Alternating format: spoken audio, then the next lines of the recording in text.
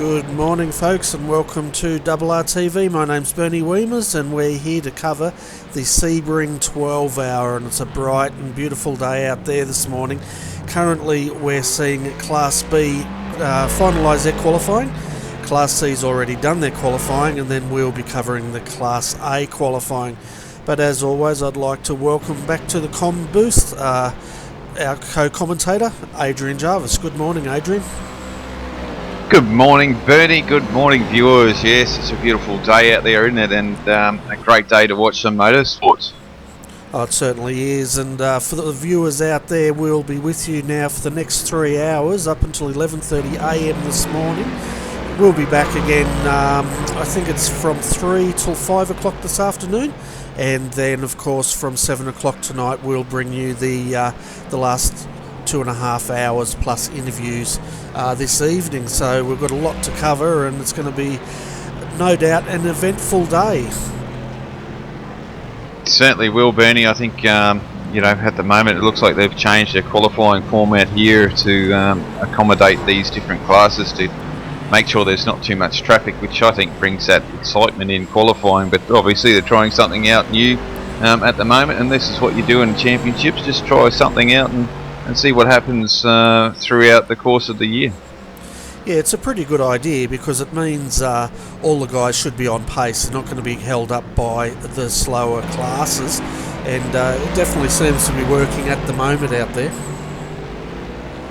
Yeah, you're right there, Bernie. It does help these guys in each of their individual classes that not generally should get held up. You are going to be in some way, shape or form. Obviously there'll be a quicker car and what have you at the moment, just like I've just seen here, just got held up there, but on a whole it does make it easier to get a lap time in, that's for sure.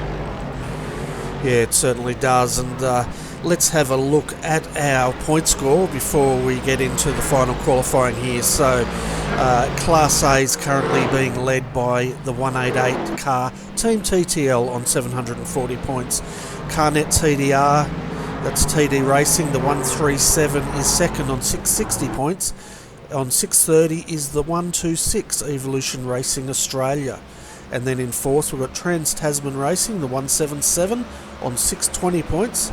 And then rounding out our top five is ABR Simulated, number one, the 112 on 590. And for the viewers out there new to this series, all the Class A drivers start with, all the Class A cars start with the letter 1.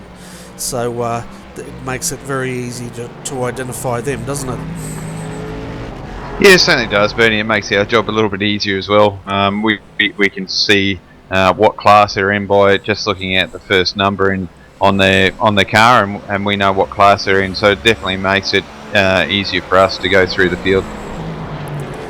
Yeah, it certainly does, and we've got a total of 46 cars out there. Well, we will have 46 cars taking to the grid today, so a nice big field, and that's when the numbering system definitely comes in handy. Having a look at Class B, the top five in that field, well, Evolution Racing Australia, the 228's leading on 720 points, followed by their sister car, the 226, on 670 points. The Blackadder Motorsport 266 is on 630 points. Then in fourth we have Synergy Sim Racing, the number 200, on 620 points. And then on 610 points is SDC Motorsport, the number 225. So that's your top five for Class B. Now having a look at Class C, let's get this out of the way. The 333 Mad Cow Racing, Frida is out there and leading the field, 740 points at the moment. Not sure about the 399 because it's got no points, so we'll skip that. But the in second is the 367 Blackadder Motorsport, 620 points. Then Selby.com.au Racing, the 314 Rough, on 560 points. And then we have on the number 300 Pagny and IRFF Racing on 550 points, and they're equal with the 366 Blackadder Motorsport entry on 550 points also. So it's looking like a bevy of BMWs out there as far as the point score is concerned. Yeah, it certainly is. I think that comes down to the updates that the BMW kept fairly solid. I think, Bernie, over throughout the few builds that we've been getting, it's been a very solid and comfortable car and being very consistent, which is really, really good. It's good for setting up and a car that's well rounded and balanced. And we know the rough, it's been sort of missed the love in the last build because of the new GT3 cars that have come out. Yeah, well, it's hopefully it'll get some love in the next build. I know the V8 supercar's getting a bit of love in the next build, which is going to please a lot of guys there. For the viewers that have just joined us, welcome. We are just seeing Class B qualifying, and then we'll be covering Class A qualifying, and they should be coming on in the next 20 minutes. Basically, the new format for qualifying is they put out all the Class C cars, then the Class B cars, and then finally the Class A cars, so they don't get held up by slower classes. So looking at the penalties that have been handed out already before the race has begun, the 225 SDC Motorsport Class B car, that will be starting from the pits for an incorrect competition number during practice.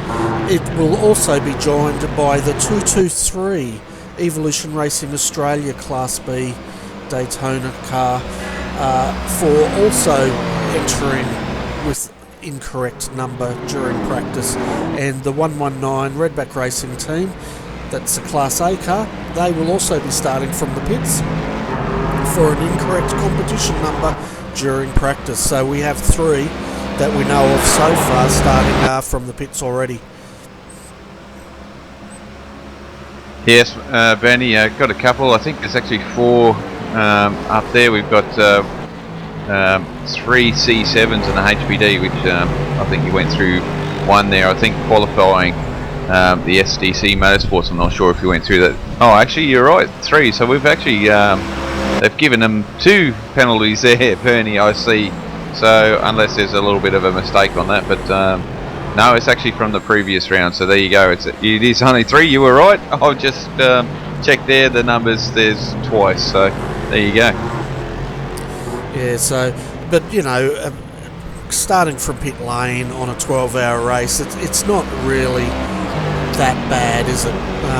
They've got 12 hours to get the cars through. We've seen some of these cars start from the pits and actually end up on the podium by the end of the day. Oh yeah, you're right there, Bernie. I mean, 12 hours, it is a long race. So I think a lot of guys are starting to realise that through a 12-hour race or an endurance race like this, you've really got to look after the equipment for a 12-hour race for the first 10 hours, and then in the last 2 hours you sort of be able to go a little bit harder and get it through, as it looks like they're finishing up their qualifying here in C7s, and we're going to see these Class A HPDs have a fang around here, which will be quite quick, that's for sure. Oh yeah, they certainly will, and it'll be great to see them out there without being hindered, that's for sure. They can definitely throw the hammer, or whatever you want to call it. Very early over here, folks, still waking up, so just bear with me. But yeah, they'll definitely be able to get the best out of their cars for qualifying.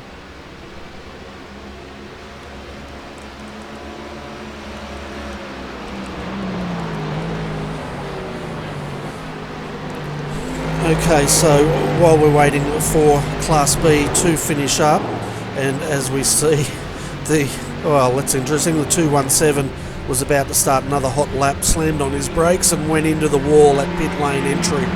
So must have just realised. You can hear the Class A cars coming out now, but let's have a look at the Class B and Class C lineup. So Class B, 266 Blackadder Motorsport got the fastest time on a 151.592.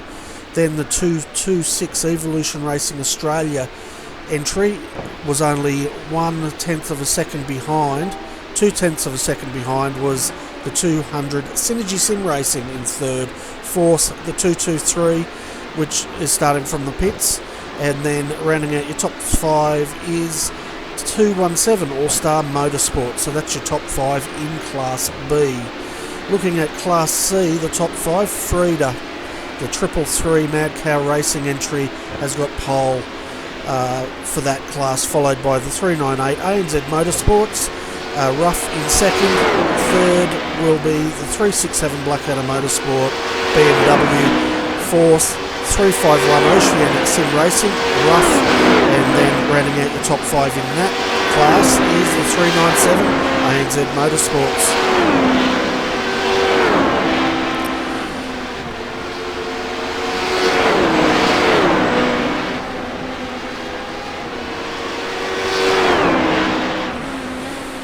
Okay, we're also going to try something a bit new here for the folks playing at home. In the left there we'll have our qualifying where you'll be able to see updates as the qualifying progresses here. But let's get out there and have a look at some of these Class A cars.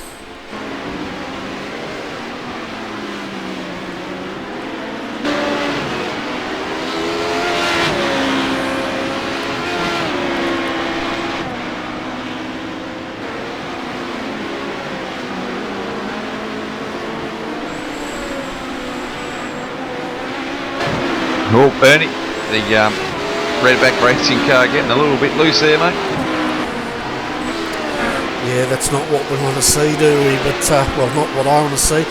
Also, speaking of the Redback Racing team, they're covering, they've got a brand new low paint job out there today. And basically, Redback Racing team's now split into two types of teams. You've got the pro team and you've got the amateur team, and this is one of the pro teams, so you can tell by that new livery that they're carrying, and it's definitely a spectacular livery, if I must say so myself. Yeah, it's a good way of you know, if you want to identify your teams a little bit, give each team a little bit of a chance to say, well, these guys are pro guys, so you're going to have a little bit of difficulties, and these are the AM guys that are just starting out and need a little bit of caution. Not saying that they're bad drivers, it just means that they're learning, and they might make a move that you're not ready for, so just be wary and take your time and see if you can get past them clearly. But generally they're pretty good drivers anyway. I know the setup there at Redback Racing is pretty good, and they teach the guys quite well how to race and get that racecraft in. Yeah, they definitely do that, and it gives the guys an opportunity to race at the level they want to race as well, which is part of why they've got the AM team out there.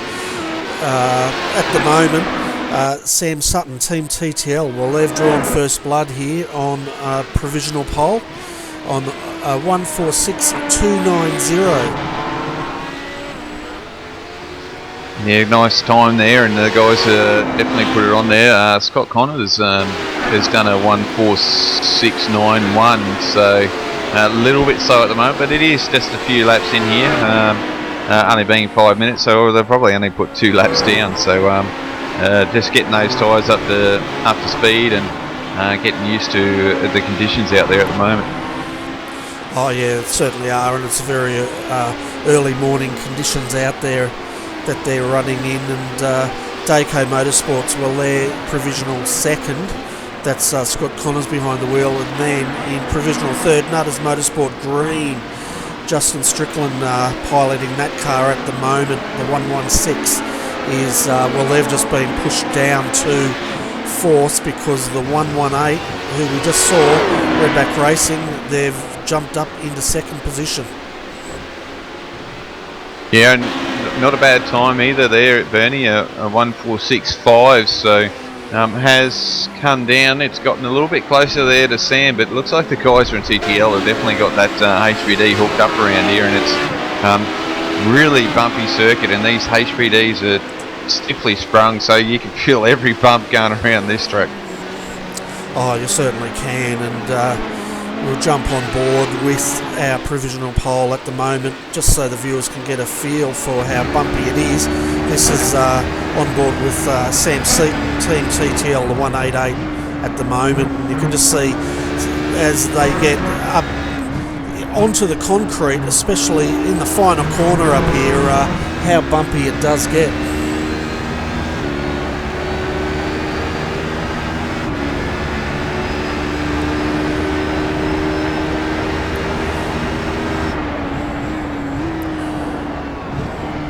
And this is really what challenges them, isn't it? When they get onto these concrete surfaces, the unevenness, the final corner, the first corner, which Sam's about to enter into, is bumpy as well, and these guys have to try to compensate for those bumps, don't they?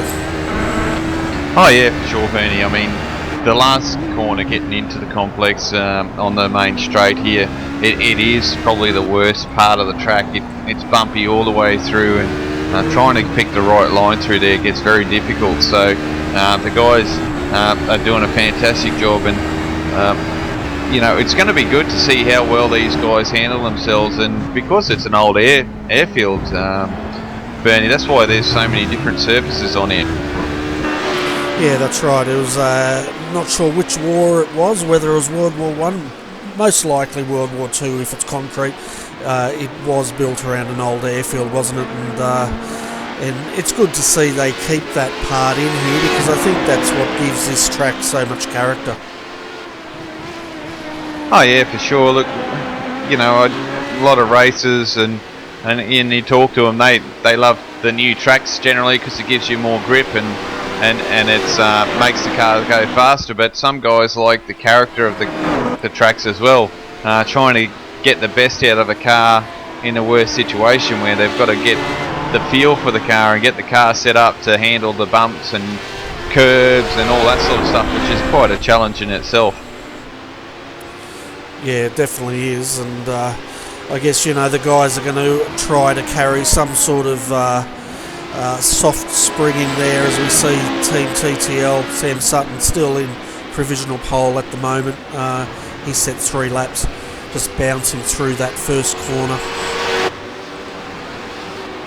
Yeah, and the chassis is so stiff on it, isn't it, Bernie? I mean, that's why you have so many issues with these cars being badly damaged, because they're so solid that once they get damaged, you've got a long time to repair them, because it's just a solid base, isn't it? And just throws a couple of springs on the tyres and you're done, no? Yeah, that's for sure. And looking at your top 5 at the moment, the 188 still in provisional pole. 118, Aaron Lee in the Redback Racing there in second and on another hot lap.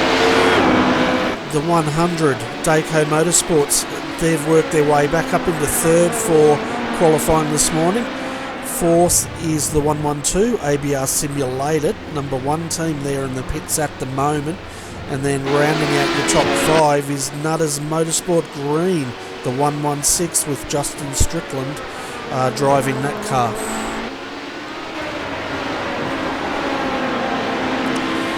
So we just saw the Redback car go through. They haven't been able to improve their time. So the next car right in front of them is the third car, the 126. So Benjamin Smith's managed to get Evolution Racing Australia up into third so far, and these two well, the Redback guys are trying to draft, so we'll see if they can improve this time around. And they'll help down the straightaways for sure, Bernie. You get a few tenths up, and I tell you what, with the fast lap time there at the moment, still got half a second to go, so to catch up to get close to Sam. So Sam's quite quick around here at the moment. Getting back to some of these, oh no, there's only one more driver that hasn't made a time yet, Bernie, and that's Colin Schweck for TD Racing down at down there at the moment. He's in 45th, and he's just got a time in by the look of that. So well done to them. They're up into 7th now, so he's got a good time in, and looks like it's worked out really well. These guys are fairly well in their own categories at the moment. Yeah, it's a great qualifying format, that's for sure. And I tell you what, the Dayco boys, they were aware of the draft down that back straight, and Ben pulled over and let the Redback guys go through, so they couldn't get the benefit of that draft. And, they're just coming into the final corner now. Let's see if they can improve. So they're looking for a 146.290 as they come down across the line, and they did not improve. So it looked like they might have even had a bit of an off track, which nullified that time. The 126 is now in the pit, so the next one to keep an eye on is the 100. Dayco Motorsports, can they improve? Currently sitting in 4th position today. Yeah, they should do okay. Not sure if he's close enough. Just have a look. So yeah, it's like normal. Your telemetry's not going to show you, but someone's pulled over there, have they? Yeah, so it's going to be close here. Oh, yeah, that was a bit touch and go, but guys got through there. But yeah, we'll see how he goes. He hasn't got a draft, so he's pushing it without the draft. I just wonder if Sam may have got a draft there at one stage, and that's what helped his time out. Yeah, well, looking at the time, the 146.290's their fastest. The Redback guys have had a faster time, but I don't think it counted. But let's see how Scott Connors goes here as he comes through the final corner. They're looking for a 146.290. Can they beat it? Doesn't look like they can improve. Yeah, with we got 6 minutes to go, so the guys probably get 2 laps. Some more might get 3 laps here, so it's coming down to it. I can't believe it. We've gone through this so quickly, Bernie, with only six minutes to go. So time's really flown through this qualifying section. Yeah, well, his time, that time through was 148.467. So it might be time to. No doubt the guys are going to come in, throw a fresh set of boots on these cars, and go out for their final lap or two. Yeah, I think the guys should have come in and probably should have jumped out there with 7 minutes to go through some nice new shoes at these things. Got that 1 lap to warm up. Just take your time, get the tyres built up to temperature, because obviously, you know, with these guys being last out on track, get the best of the conditions. They get more rubber down, so there's more grip. So get those tyres up to temperature on your warm up lap, and then fang it out, and you'll have 2 laps to go. And they could have put down a nice, decent time. We just saw Michael Hammond in the 112. They've pushed out the Nutters Motorsport green car, so they're currently in 5th, and we know Michael, he loves going fast, and it's going to be interesting to see how he goes in this HPD today. Yeah, I think it's going to be interesting all day, actually, just to see these HPDs and the Corvettes try and get through the field, you know, and battling the GT3s, and obviously, we got a big spinner there. It looks like Scott's come undone there at turn 1, which is going to be a corner that we're going to keep an eye out on, obviously, because it can cause a lot of issues, and especially at the start of the race, I think, Bernie. Yeah, well, the start of the race is going to be very interesting, isn't it, with all these cars out there. And I tell you what, looking at the guys' incident limits here today for the 12 hours, 75 is the incident limit for them today. Once they reach that, they'll be out. Fast repairs though, only 2 fast repairs for the 12 hours, so the guys are going to have to be very careful on how they use those up during the next 12 hours. Yeah, I think it's a good initiative, you know.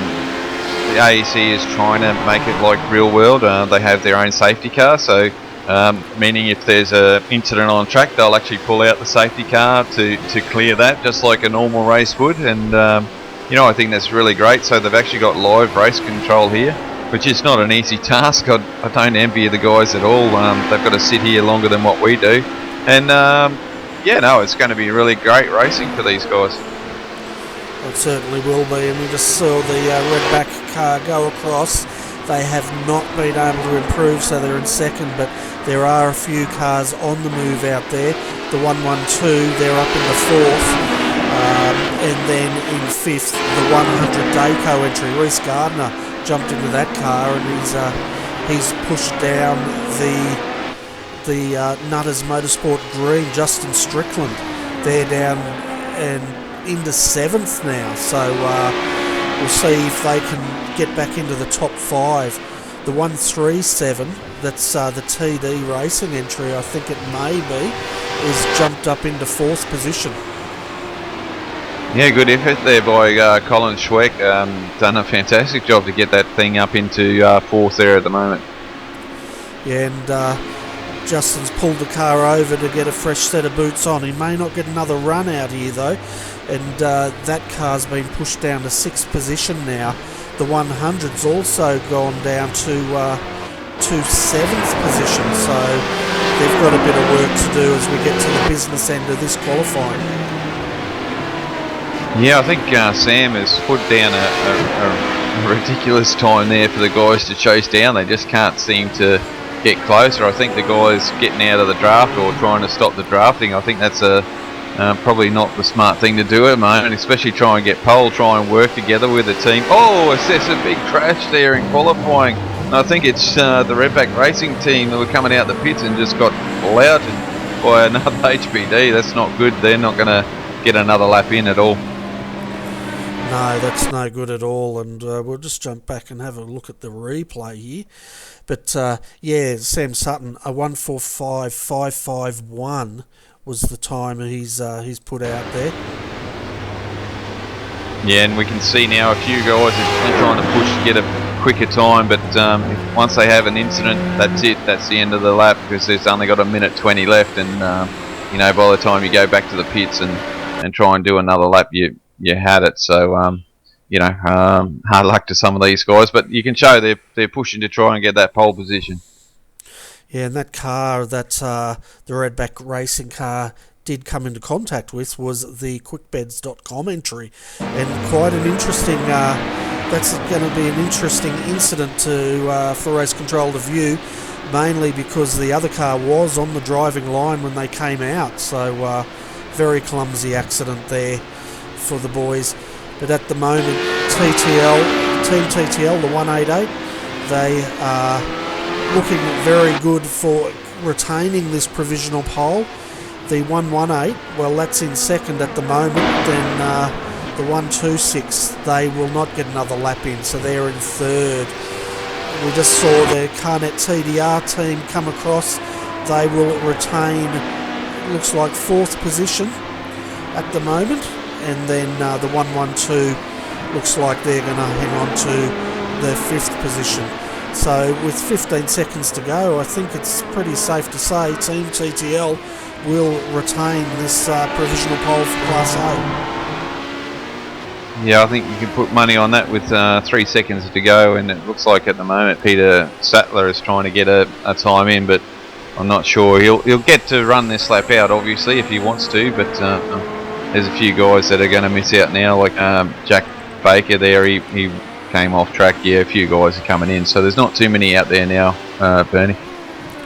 It looks like Colin Schweck may be on for another run. Oh, look at that, Sam Sutton, a 1:45.401. He just wanted to underline the fact that he's going to start from pole here. But let's keep an eye on Colin Schweck here as he's down the back part of the circuit. And we'll see if he's got enough time to put a time together. Yeah, coming up to the back straightaway here through the S's first, out wide, brings it in onto the straightaway, and there goes his lap because he's ran wide. That would be an off-tractor, Bernie, so that lap's null and void. Yeah, and you could see the frustration as he weaved the car up the back stretch there. But he was definitely on it, and they've done really well. Fourth position they'll be starting from, so they've definitely put this car in a good spot for the start of this race. Oh yeah, for sure, and Like I said, the interesting part's going to be at the start in it. The guys starting here, getting into turn one, basically all the way down until the hairpin. That's going to be interesting all the way through there. And then obviously this last corner, it's a nightmare. You're going to see guys have issues because it's so bumpy. If they go wide or anything, they're going to go sliding across there. So we're going to have interesting racing, that's for sure. And I wouldn't be surprised if we actually have a couple of safety cars first up in the first couple of hours today, Bernie. Yeah, I wouldn't be surprised if in the first couple of hours we have a few as well. With 46 cars, 45 will be taking to the grid because we don't count the safety car. So a huge field here at Sebring today, and the guys will be starting their 12-hour racing very shortly.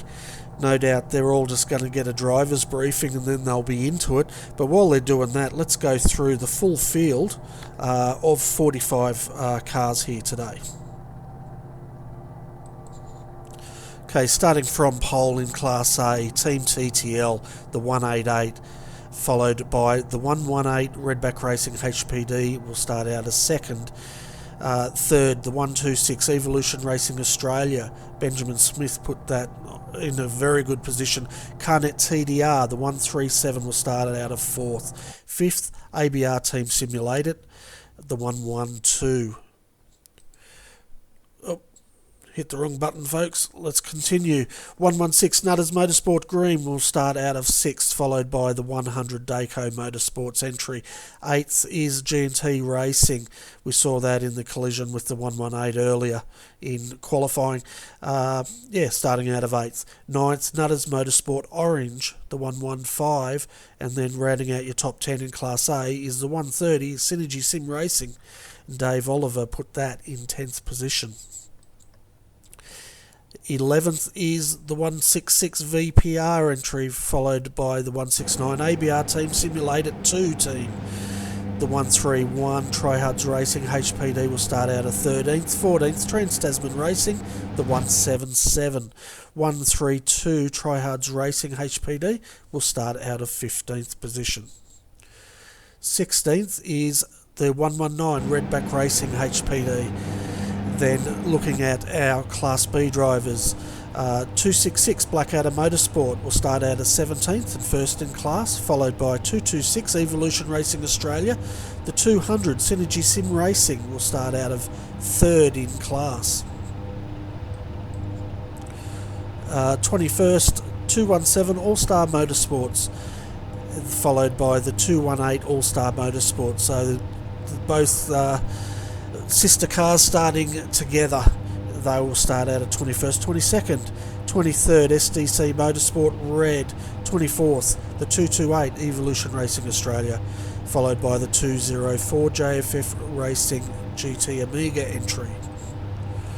26th 205 Krusty Demon Racing, and then we have the 231 Tryhards Racing DP1 team out at 27th, 28th Thunder Sim Racing, followed by LM Touring International, the 229. 232 Tryhards Racing will start out of 30th position.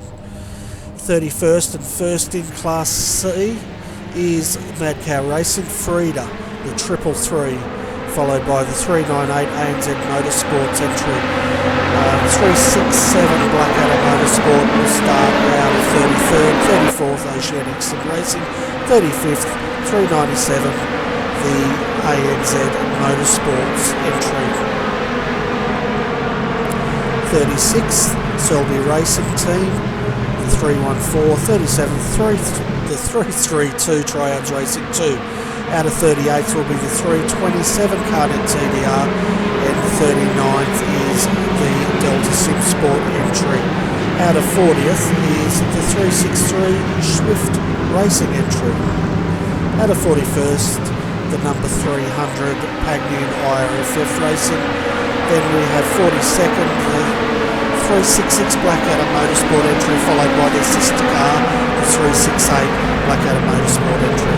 Arm Racing, the number 340 will start out of 44th, and then rounding out our field of 45 is the 331 Tryhards Racing 1 entry. Well done, Bernie. That was a big list with 45 cars. That's a massive field, and just goes to show how great this series is with that many cars in, and we can just see them snaking their way around here at the moment. So it's going to be. I'm sitting on the edge of my seat in anticipation of this start, I can tell you.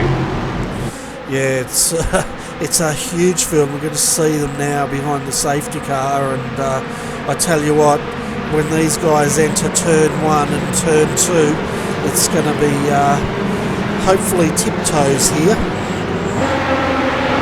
Yeah, it's going to be interesting, and it's I know with turn 1 it's always going to be an excitement. It sort of sucks you in, doesn't it? It's quite a big corner to start with, but it really narrows down, and you've got to get yourself sorted. There's always an issue, and it's quite narrow all the way through that next section of turns. Yeah, it certainly is, and you're right, that turn 1 does suck you towards the outside line, doesn't it? You can see the Class B guys here just tucked up behind Class A. We'll see if they're going to give them room to start this. Class C, though, they've given them a huge amount of room here, and that's another strong field, isn't it? There's just a lot of cars here, and the fields are so strong, aren't they? Like, we've got over 10 makes in each class, so that's just phenomenal on how many cars we've actually got out there. And to have 45 cars, just great for the series, great for the viewers, and great for us. I mean, we're going to be working hard, that's for sure, to keep up with everyone with what's going on. We certainly will, and we rely very much on the teams feeding us that information, as well as some of the viewers that have their connections.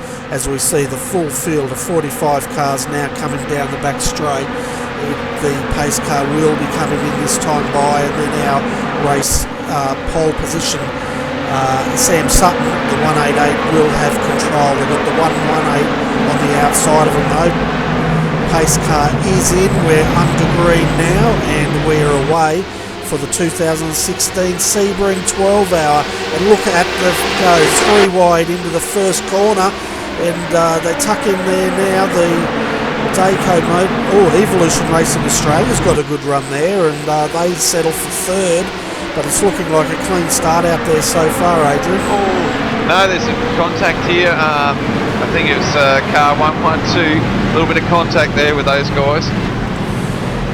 Yeah, and the 111 also looks like they've had contact as well, and they've fallen down into the Class B class. Let's look at how Class C's going.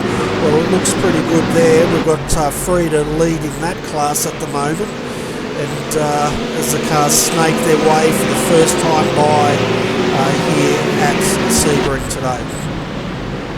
Yeah, can't have been much in that first incident there, Bernie. It does look like Trent's in that car at the moment. He'd be not a happy chappy. They've not had very good luck in this car through the start of this series, have they? They've been in a few incidents not on their own doing, and now he's got to try and work his way through these C7s, which isn't an easy task around Sebring. Yeah, and that other car that was involved in that accident, that was the ABR team simulated entry, Daniel Lee piloting that car. They were fortunate enough to be able to keep the last car there in Class A. So Trent Thomas here in the quick bets just starting to come up to the faster Class B cars. Yeah, I wonder how that's going to go. I'm pretty sure 111 might get a penalty if he caused that, and he hasn't given that position back. But I'm sure Trent was actually in front of him, so I can't tell you exactly what happened with that. But it looks like we've got a car in the pits already, Bernie. So it looks like Dylan Shepherd.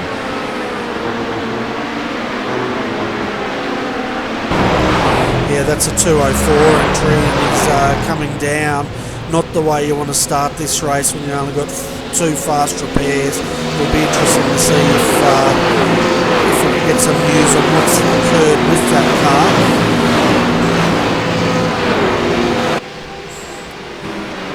Yeah, quite interesting, and I might quickly get back to see what happened with Trent and that in that first incident there before I make any calls on who was at fault, because you know what people are like sometimes, and I don't want to be that sort of person. Yeah, we'll also jump back and have a look at this replay as well now.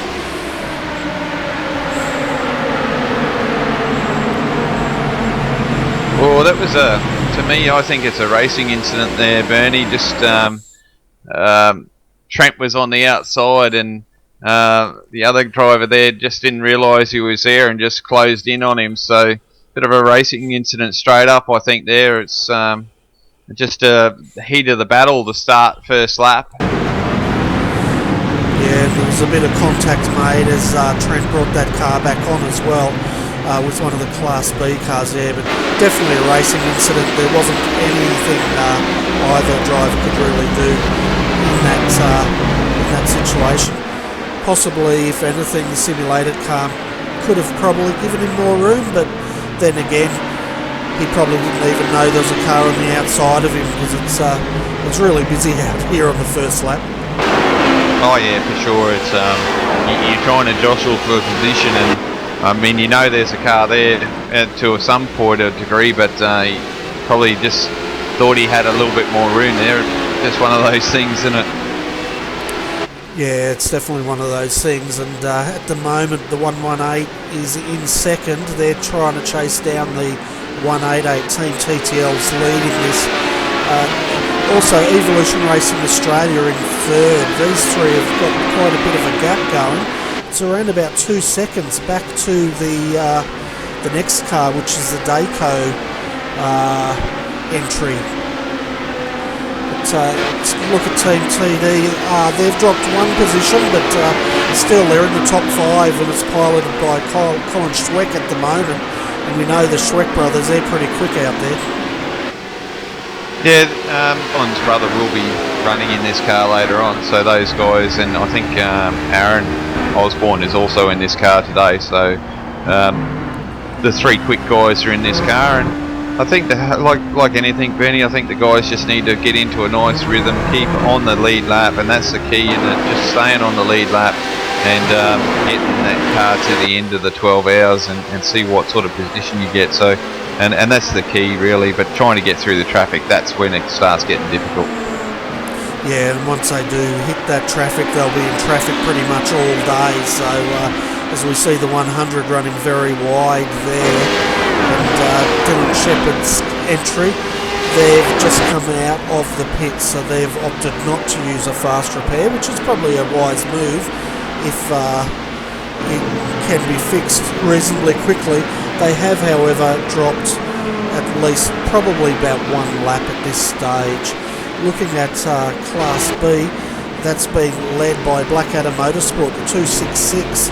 Christian Challoner, another fast driver, out leading that field, and they've got a 2-second gap back to the 200 Boost Juice entry. Synergy Sim Racing, third in that class at the moment is a 226 Evolution Racing Australia, and then followed by the 218 entry, and that's All-Star Motorsports. Then rounding out your top 5 is Evolution Racing Australia, the 228, and they're just behind All-Star Motorsports at this stage. Yeah, it looks like ERA's definitely loving this Corvette, aren't they? They've got a few us in this division, so I think they've got one in the HBD, but I don't think they've got any in the Class C, Bernie. Yeah, I don't think they do have any in the Class C, but they're actually leading this class in Class B.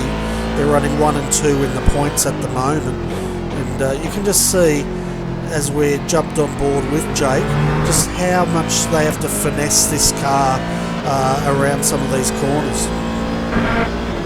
Yeah, a lot of torque in these things. A lovely sounding car too, and quite easy to drive in a way. I know it sounds funny, especially when they've sort of, I think they've got traction control, but they don't have ABS. So, but it's not a bad car. It's actually quite a decent car to drive.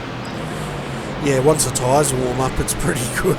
But I'm sure they've improved it a lot since the last time I drove that car.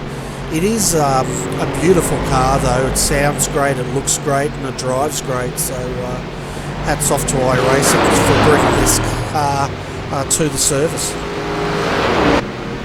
Oh yeah, it was definitely a great car to bring along, and it's a brilliant car to drive. And holy dooly, I've just jumped down here in Class C now. Frida is miles in front at the moment, Bernie.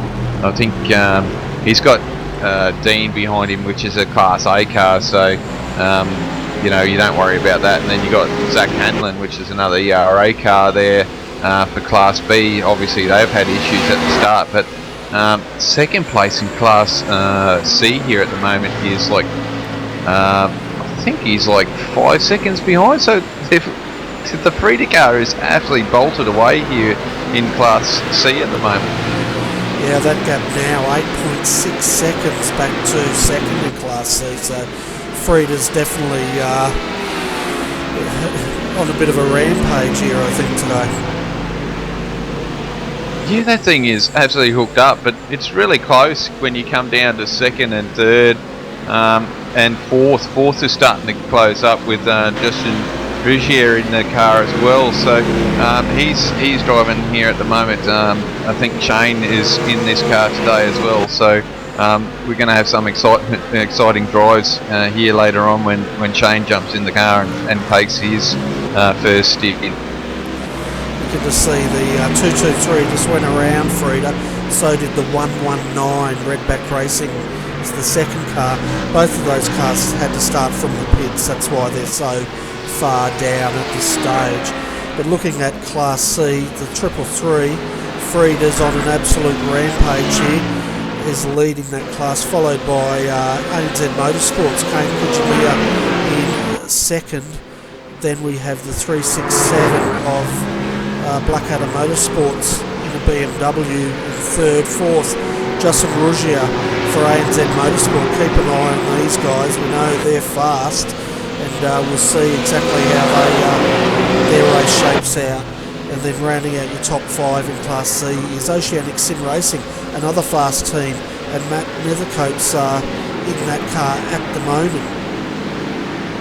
Yeah, it's Lewis Kugley there just getting around. We know Lewis is quite quick, isn't he? So he'll be a force to reckon with. He can drive this BMW quite well, so good to see. And yeah, even Hayden's has got a good start there too. Hayden Burns for Shelby, the naming rights sponsor of this series as well. They're off to a reasonable start as well. Yeah, they're another fast team, aren't they? And they generally, as the race progresses, is a team that generally does climb up through the leaderboards with their consistent driving.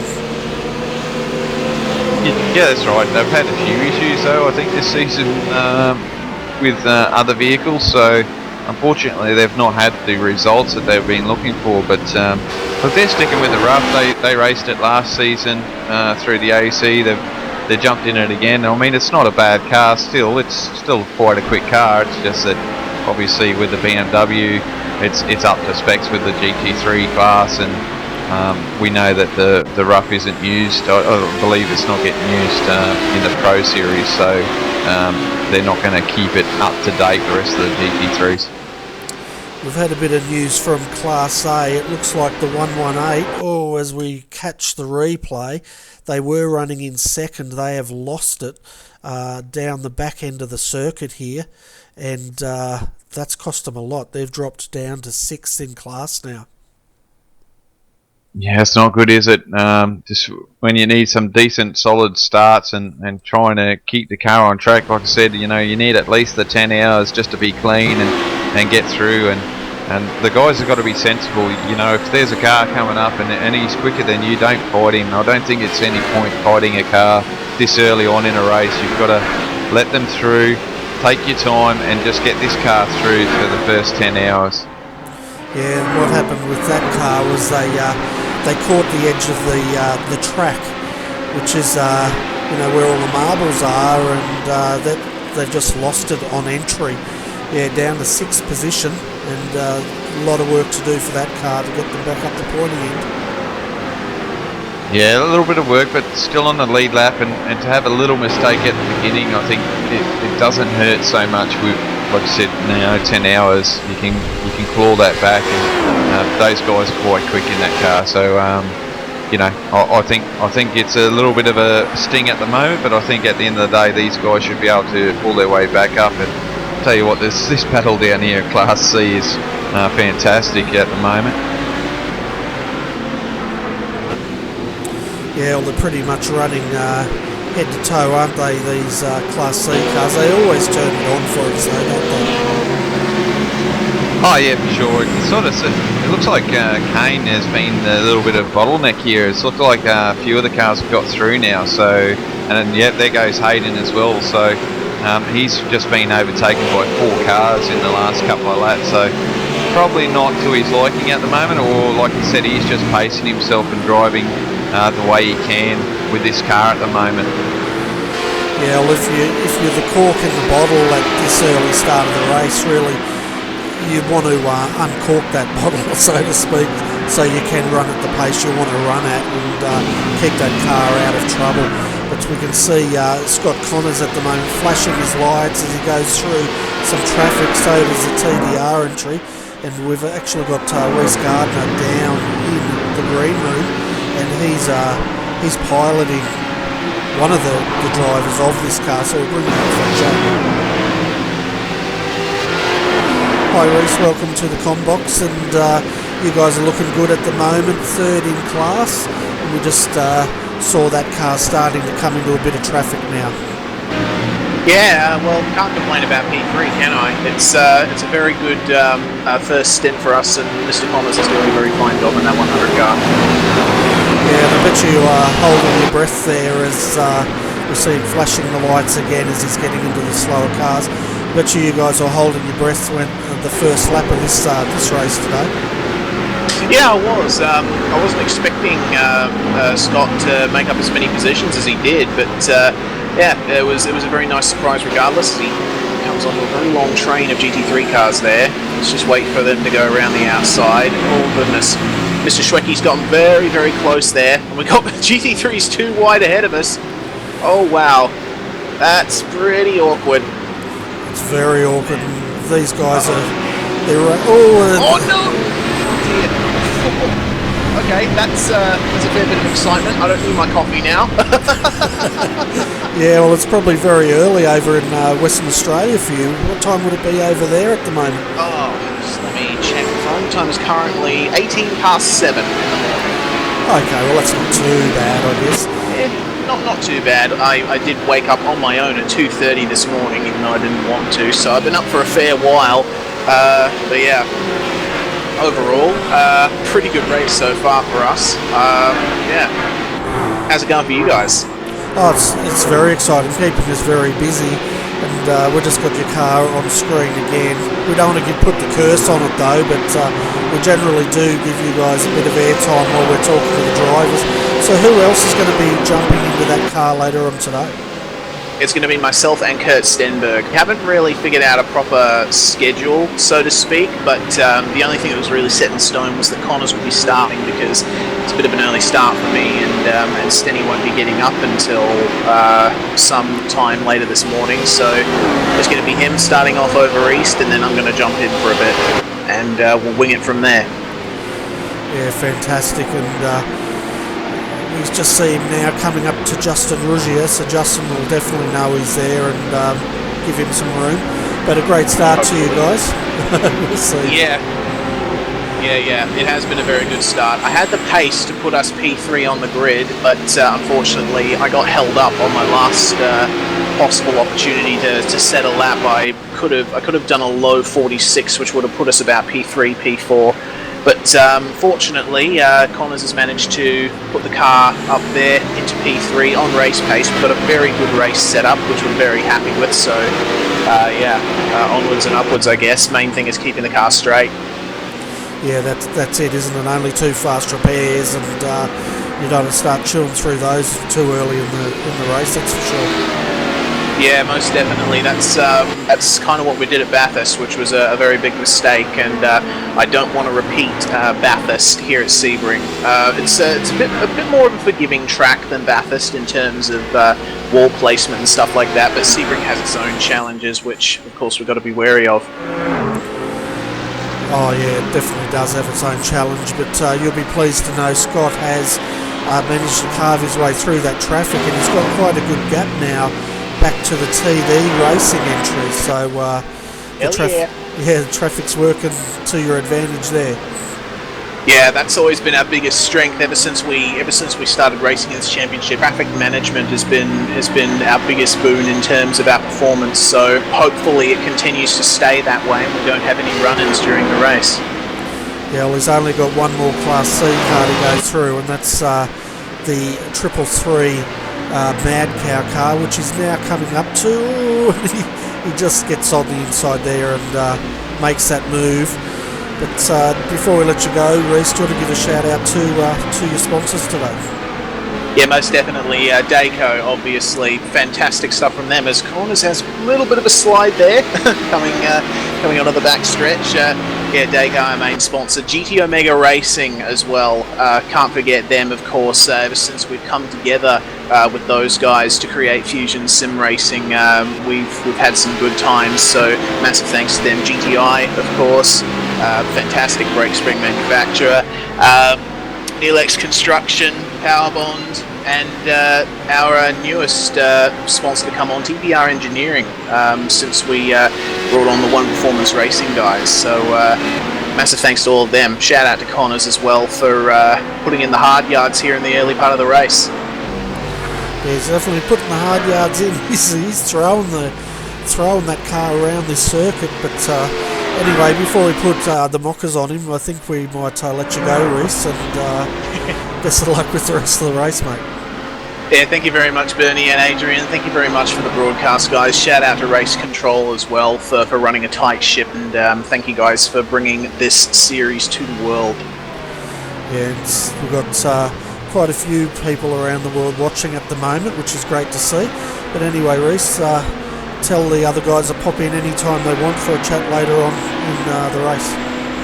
Yeah, sure, will do. Thanks, guys.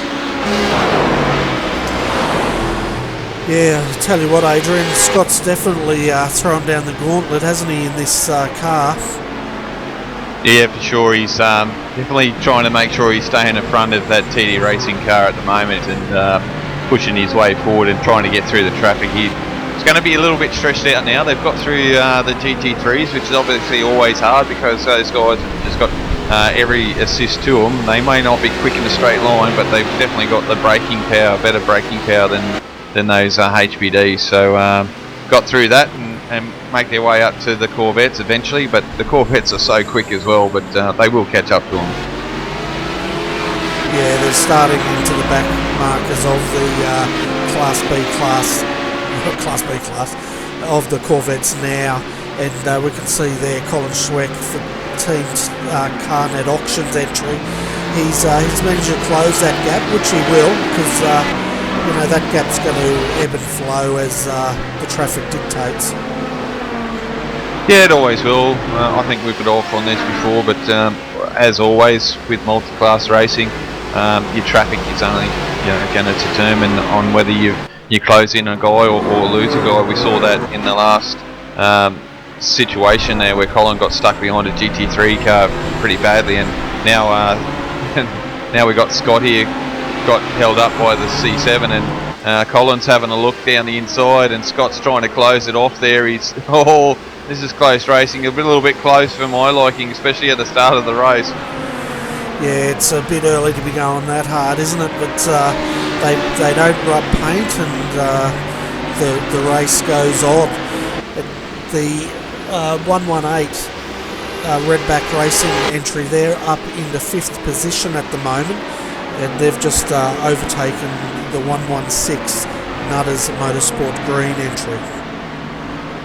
Going quite quickly too there, Bernie. The last lap was a 49.3, so not as quick as the guys up front. I mean, the guys are doing 47s up the front, so they're going quite quick.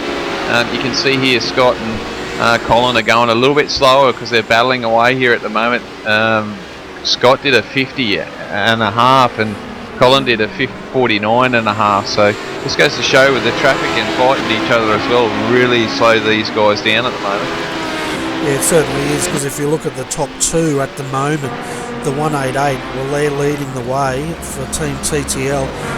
The gap back to third from this car is 14 seconds, and then Benjamin Smith in the 126 ERA entry, they're 6 seconds down from the lead, but they've got a good 7 seconds up on Scott Connors and the Carnet Auctions entry, and as they spread out yet again with traffic. Yeah, and we're going to start seeing a few penalties given out too now, I think, Bernie. We've just got an update here. ABR Simulated 2 169 got a careless driving penalty here. I think it might have been a drive-through. Yeah, drive-through penalty with a 30-second hold. So just trying to get through the traffic there and just a bit of contact, which shouldn't have happened by the look there by the stewards. Yeah, and that's Peter Sattler there as he's going wide. He's backing off now to try to get that car into the pits, which he does, to serve that penalty. And it's good to see the drivers adhering to the race control. I think it's brilliant that the guys are doing this. I mean, you want sort of simulated real life action, and this is what we're getting. And you know, hats off to the guys there at putting this on, the AEC guys. Hats off to Shelby too, Bernie. Without those guys putting their sponsorship dollars behind this series, it's you know, just trying to promote this sport, and it's fantastic just to see what these guys are doing. Oh, yeah, it's absolutely brilliant what all of them are doing, and yeah, big shout out to Selby for backing such a great series, and also for the race control for putting it on. You know, those guys, they put in the hard yards. You know, they normally work a good week getting this thing going, and then they work the full, well, today, the full 12 hours they'll be in race control. We haven't forgotten the other classes, folks. Let's look at Class B. That's being led at the moment, Blackadder Motorsport, and let's have a look at that gap. 7.4 seconds back to Synergy Sim Racing's Boost Juice entry, which is in a lot of traffic, and then the 226 Evolution Racing Australia just behind that car, also trying to carve their way through the traffic. Yeah, there's great racing down here. I mean, the guys have they're starting to get the cars that were down the lap pit lane penalty. Those guys are slowly making their way forward. They haven't lost a lap, but getting stuck in this traffic obviously doesn't help, and you know, they're getting closed in on as well. So these guys back here that did start from pit lane will probably get lapped in probably about 5 laps time. Yeah, they get lapped by, I guess, the Class A cars, but they're running their own laps in Class B, aren't they? So yeah, it's a bit hard to keep track of them once they start going down laps. But yeah, third, Nigel Marneef is driving the 226 at the moment. And then further down the track is oh man, okay. I don't know about you, my telemetry just went out. Oh no, mine's fine. I think you were looking for Jake Blackall in the other ERA car there. So what do we got up there? We've got Christian Challoner in the Mad Cow. Not Mad Cow. Geez, I'll get in trouble for that one. In the Blackadder car, Michael Schreier in the Boost Juice entry, Synergy Sim Racing, I believe it is, and then Nigel in the ERA, and then Jake Blackall in the other ERA. So ERA in there going okay, and then you've got yes, All Star Motorsports. Both their cars are up there in the next two, so doing a good job there today. Yeah, these are another team, aren't they, that you've got to keep an eye on as the race progresses. That's All-Star Motorsport. At the moment, Jason Gillespie, Scott Kozlowski in those cars, and no doubt just keeping out of trouble and running their own race pace.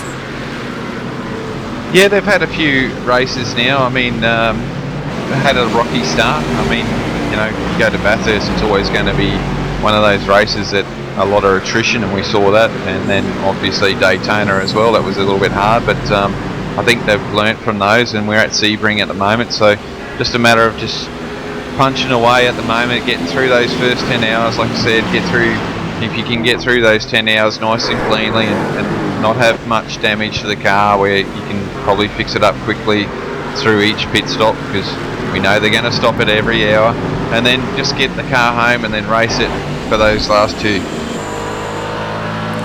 I just saw there, well, yeah, getting back to what you said, it's really buying that ticket, isn't it, as you said, for the last couple of hours, especially that last hour. As we can see now, Jason just starting to make his way around a very bashed up number 300. Yeah, that was one of the cars that got collected earlier on, so unfortunate for those, but it looks like they're just going to push ahead. It seems to be driving it just, I mean, they're in it just to try and get through, and what he's doing there is he's actually making it easy for his teammate, but his teammate just got held up there at the turn 1 there. Yeah, he did. He had to go a bit wide to get through there, but they're all through now. But looking at the 300, I guess, you know, this is when race strategy comes in, doesn't it? When you've got this sort of cosmetic front end damage, you don't want to use that fast repair on something so minor, because later on in the race you might really need it and find you're out of luck. Well, that's right. I mean, you know, this is what the guys are doing. They're not using their quick repairs at the moment. If the car's driving well, you don't really need to bring it in, but if you've got a lot of damage and the car can't drive, obviously you're going to have to use a quick repair. But he's doing alright. He goes a little bit wide there. Then he's going to find that he's going to lose a little bit of speed, but that's only down the straightaways, and this causes more corners than straight line speed. Yeah, as well as bumps. So you've got to really, you know, it looks like, yeah, the bumps you've got to worry about as well. But really, I think what you're getting at is the aero's not going to cost them that much down these throughout a lap here. No, I mean, you know, if you can keep your general pace up, you know you're going to lose a bit of speed down the straightaway, and we can just see there he did get closed on, so he definitely has lost the straight line speed in that BMW. But overall, his lap times, they're nice and consistent. So just see his last time was a 2:01.3. Telemetry should come up again soon. And he just did a 2:01, so he's not really going too much slower. He was actually quicker than the guy in front of him on track, so he's not doing too bad at the moment. No, he's holding his line there, as that HPD needs to just take a breath. I think he was forcing the issue there, going on the outside of a GT3 car, and I tell you what, you don't want to be on the outside of a GT3 when you're going through there, because they need every inch of that track, and that's cost the 300 a position. Yeah, it certainly has, and you know, he's lost a little bit of aero too, and that's why the HPG driver's got to be a little bit cautious at the moment now. We've gone through all this traffic, and there's been a few incidents, and that car's lost his aero, so it's not the best sort of going through those corners. You could see him, he was starting to drift out wide and trying to hold it in tight. It was a really hard job for him then. It was definitely a hard job for him, and he did an excellent job there to not have a collision. As we can see now, the 100's also trying to get through. So they're our Class A, second and third, I think. And I'll tell you what, they're just not holding back, are they, in the HPDs? They're just forcing their way through this traffic. Yeah, they certainly are, and it's really it's a bit early trying to push the issue here, but we've got a couple of HPDs trying to go around the Corvette as well, and it looks like that Racing HPD has caught up to Colin here, so can see him trying to get through Colin here soon. Yeah, well, they're definitely racing hard and for position. The 205's also just come through. I'm trying to get where they are in their class, and we'll find out as well. But the battle is on here for fourth position as the redback car goes through, and must be said, the TD Racing car net auctions entry made it pretty easy. I think they've decided they're pretty much running to their own pace, and they don't want to risk that position at the moment. No, it's a good strategy. I mean, the guys at TD have always talked about racing and letting guys go early on, which is pretty well sensible. I think if you ever listen to me, I'm in the same sort of situation. I'd rather let the guys go. If they want to race you that hard, let them go and see what happens, because, you know, if you're taking it easy and making sure you keep the equipment under you, you're more likely than not to come out on the other end better off than the other guys trying to push and fight their way through this early on. Oh yeah, exactly right. We're only half an hour into this race as we're jumping on board here with Colin Schweck. We might actually crank up the sound here and let the viewers enjoy the ride around here at Sebring.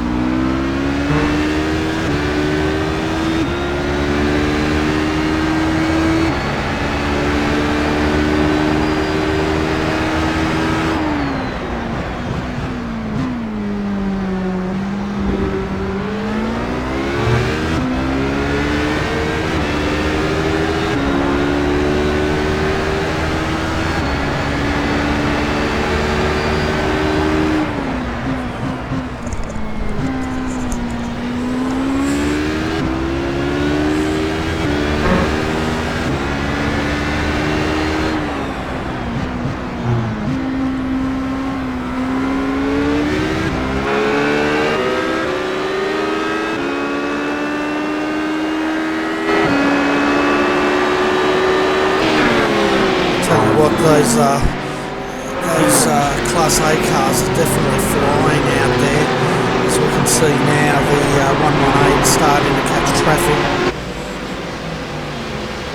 Yeah, it certainly is, and it's catching up to some of the lead Class B cars as well, so that's going to make it a little bit harder, because obviously the Class B drivers are going to be a little bit quicker, and just makes it that much harder to get around it.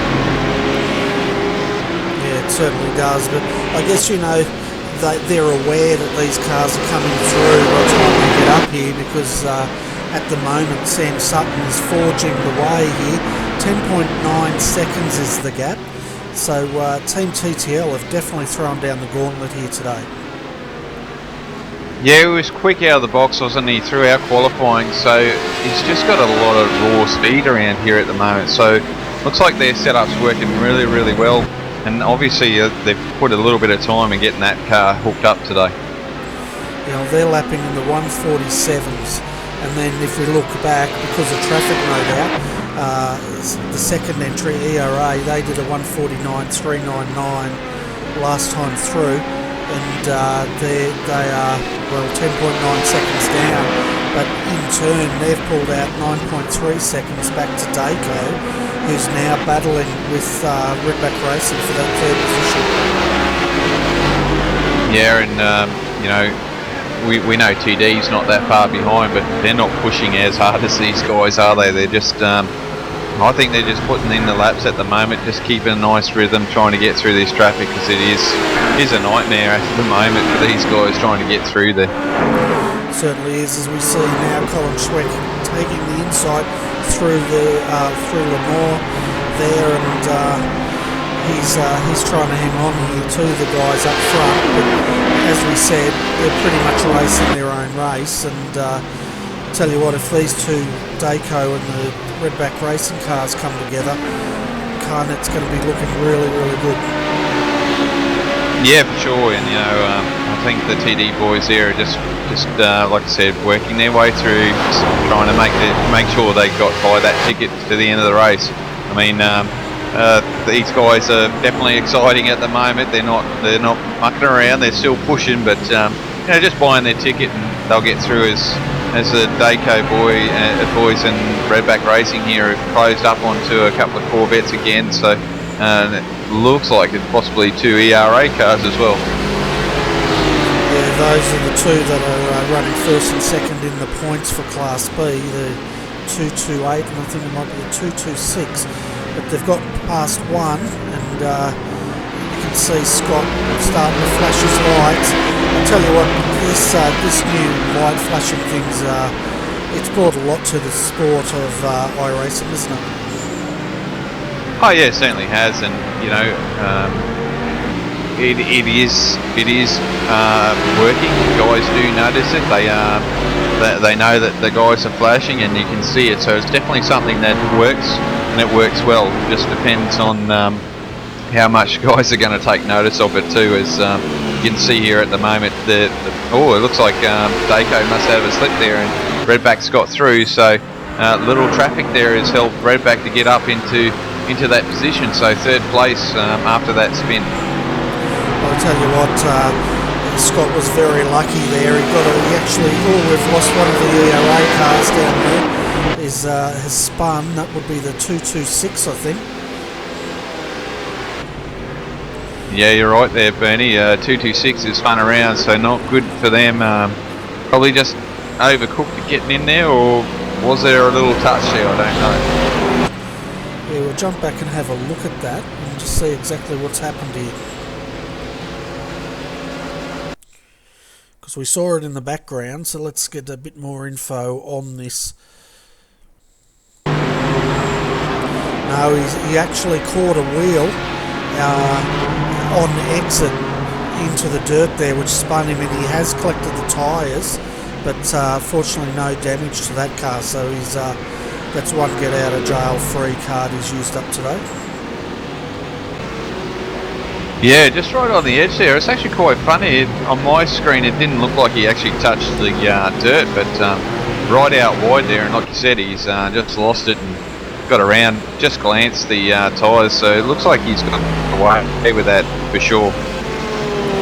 Yeah, well, we know it doesn't take much to bend the floor pan of these cars, and fortunately he's just grazed the wall. It doesn't even look like he's bent a panel on that car, so they can live for another day. But getting back to the 100 there, they also got a wheel out in the dirt, and Scott did a fantastic job of catching that car, because it kicked out sideways and he managed to keep it onto the track.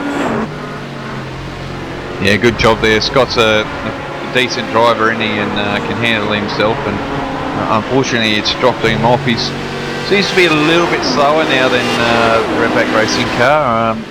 Looks like Aaron's got it away from him here at the moment, and it looks like Colin's actually got in there. They're about the same distance apart from each other there as well, so a little bit of draft working there at the moment, but yeah, no, they're doing a good job, these boys. They certainly are, and this is where the racing is at the moment in Class A. That's why we're viewing it, but in a way, you know, that near catastrophe there for Scott, that might have given him a little bit of a wake-up call there, just to run their own race, which they're doing now. Because the last thing you want is to be trying to lap traffic and being pushed as hard as you are to make those passes. Yeah, for sure. Look, if you got outright speed, obviously, traffic's going to play a part and you're getting caught up. But at the end of the day, if you got some outright speed, you can get away again. But looks like he's just maybe lost a little bit on the tyres with that spin too. So just struggling a little bit there with the tyres at the moment. The other thing that is going to come into play is the dirty lines on this track, because the track is at 80% used. So if they don't want to go offline here, because if they do, they might be in the marbles, and then once you're in the marbles, you generally got the grass and then the fence. Yeah, that's right. And two, we're actually getting close to the end of the hour as well, so these cars are going to start getting lighter. The tyres are definitely going to be a little bit used. I think if they get the car set up, they could probably run these for 2 stints, but I've never seen anyone do it, because to change your tyres on these cars is the same as a normal stop anyway, so they generally chuck on a fresh set of boots, which you should do. And then, there's a crash there. Oh man, the Redback Racing HBD nearly got caught into that. Yeah, that was one of the Class B cars. Did you get a number on that? No, I didn't. I was in the chopper. Sorry, Benny. You're in the chopper.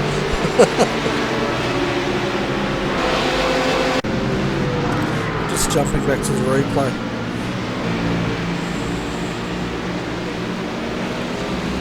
Yeah, it was definitely a Class B car, but unfortunately it's a bit hard to find which car that was. No doubt we'll find out when they get into the pits, and we'll update the viewers at that point. But looking at Class B, that class is actually being led at the moment by the Blackadder Motorsport Christian Challoner, the 266, and followed by the 200 of Boost Juice. As something's going on here. I'm losing telemetry. Let's hope we're not losing contact. Yeah, we can't have that. A shame if we lose contact at the moment. So we just had news that it was a 232 that hit the wall, and that was George Wynn. So the Tryhards Racing DP, I reckon they're going to use a fast repair, Adrian. Yeah, they might do. Still, it's out on track, but that's a bit after a little while, so I haven't kept an eye on that car. It doesn't look like it's been into the pits, so we'll see what happens when they come around to the pit lane. Yeah, well, he's well off pace here. He's just limping it around, trying to get it back, so we'll keep an eye on this. He's definitely bent the front, well, the whole left side is all pushed in, as it looks like Trent Thomas is trying to get through here. I think they might actually have a penalty there, Bernie. Yeah, I can't actually see the penalty, so I'm going to have to let you let us know about that. Yep, so we got a few penalties here now. I did go through the 169 earlier. We've had the car 327 CarNet TDR car. It looks like a protest there, so we'll see where that goes. Blackadder Motorsports has had one cause contact with 223, so hang on a minute, I've got to screen my telemetry out for a second.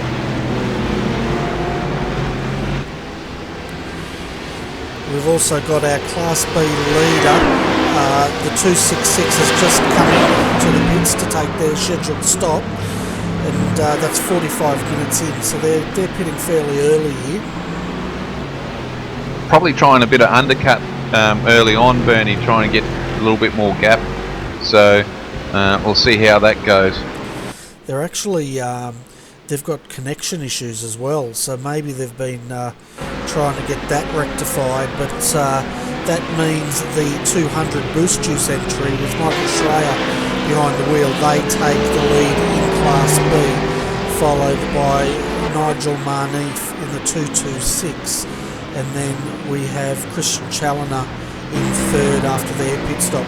Their stop was a 22.3 second stop, so they filled it up, put new boots on that car, and away they go. Looks like they've got that internet connection issue sorted. Yeah, that's good. It's really hard when that happens. You know, I've had it recently, and it gets quite frustrating. And looks like that car that early on had that crash has just gone into the pit lane, Bernie, as I disappeared from there. Yeah, he went through the first time, and he's decided that that car does need some attention. Now Michael Schreier's reacting to the 226 pitting, so the 200's in, and Nigel Marneef now. We'll see if he's going to bring that car in. But Blackadder still has not got that internet connection issue sorted. We can see them flashing down the back there, and let's hope they don't get a disconnect happening. Yeah, it looks like it's happening everywhere at the moment as well, so there's quite a bit of issues out there at the moment. Yeah, so we can see Synergy Sim Racing, they've come in to take the pit, and they have. And Christian Challoner's gone through, so the new leader in Class B is the 226 Evolution Racing Australia. So looking at the pit times, the Boost Juice entry did a 24.6.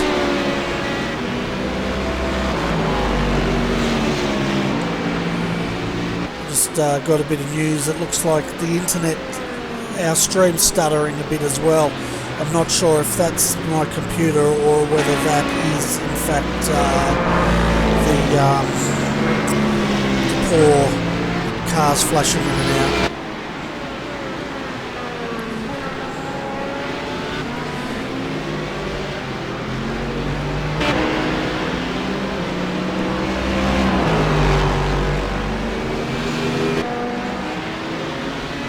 Alright, so there is a few cars that have pitted, and a lot of the C7s have gone in by the looks, and a couple, well, I know Trent Thomas, he did a pit lane pass earlier, which was, I think it was a contact there with a car early on, Bernie, which I didn't get to, and wonder why they were going through. So yeah, there was a bit of careless driving there, and they had to go through a drive-through. And also, car 204 had a drive-through penalty as well, also. So they've obviously served that penalty. Yeah, while you're talking there, I'm just going to have a quick look at my setup here and try to get rid of that stuttering that has been reported to us. Yeah, no dramas, Bernie. Trying to get that sorted for the viewers. Love that you guys are there watching here with us and seeing this fantastic race evolve at the moment. And there's brilliant racing at the moment throughout. It's just a fantastic event when you've got multi-class and seeing these guys trying to overtake all these different classes. There's fans that are following Shane Van Gisbergen at the moment. Brendan Leach is in the car at the moment, and they are in 36, so trying to get their position at the moment. Obviously they're in the pit lane and getting service, so that's a scheduled stop for these guys, and they're throwing tyres on that because that's blowing out to like a 37.5 second pit stop at the moment, so quite a long stop there at the moment. But yeah, that's where the 397 car is with Shane Van Gisbergen in the car and Justin as well. Yeah, well, it'll be interesting to see how they go. I've just lost, where are they? I've lost sight of them.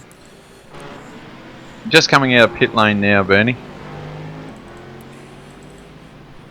I've lost contact with that car, so I can't bring them up at the moment, but looking, while I was fixing that, did you go through the Class C top 5? No, not at the moment. We can go through that now. I was just trying to pick up where they were. Just wanted to let everyone know where the 397 car was, because I'm sure there's a couple of fans out there. But I believe Class C leader at the moment is that 333 car, Bernie, Miss Frida with Mad Cow. Then we've got Lewis Kugley in the Blackadder Motorsports car 367. Then Matthew Nethercoat in the car 351. That's your top three at the moment. And Hayden Burns in fourth, and Matthew Trotman in fifth. Yeah, and the Mad Cow car's milking that gap for all it's worth. Is that a good pun? I was waiting for one of those. I think it's every time we race we've got to have a cow pun, and I'm sure there's a few of the viewers like to throw some in there as well, which is generally the Mad Cowboys. Yeah, this car got quite a following, didn't it, last couple of rounds, and it's good to see it back out here again and running so strongly. And that gap at the moment, let's have a look at it. It's he's got such a big gap now we can't even see it, because they've got other cars in between them and the second place getters. Yeah, that's right. It is a big gap now. He's definitely showing that he's the class act out here, and it's looking good for that team. And I'm going to say it pretty early on in the season so far, is that I reckon they're the championship contenders this year for Class C. Oh, they're definitely one of the top contenders as they just go over our camera. It's race camera, but the thing is about them, they drive fast, they get that gap, and then they can manage that gap, and not only are they quick, but they're consistent. Oh, that's it. They're just a fantastic team, and it's a big team too. It's just not here in Australia. They're a worldwide team. So I think it probably started in England with a team called Mad Cow. So which I'm probably wrong, but I just taking leaps and bounds there and trying to be a little bit funny with that little bit of comment. Yeah, and we can see that Mad Cow's now coming to take on a bit more fuel, and they've got a driver change. Scott Gray's jumped into that car.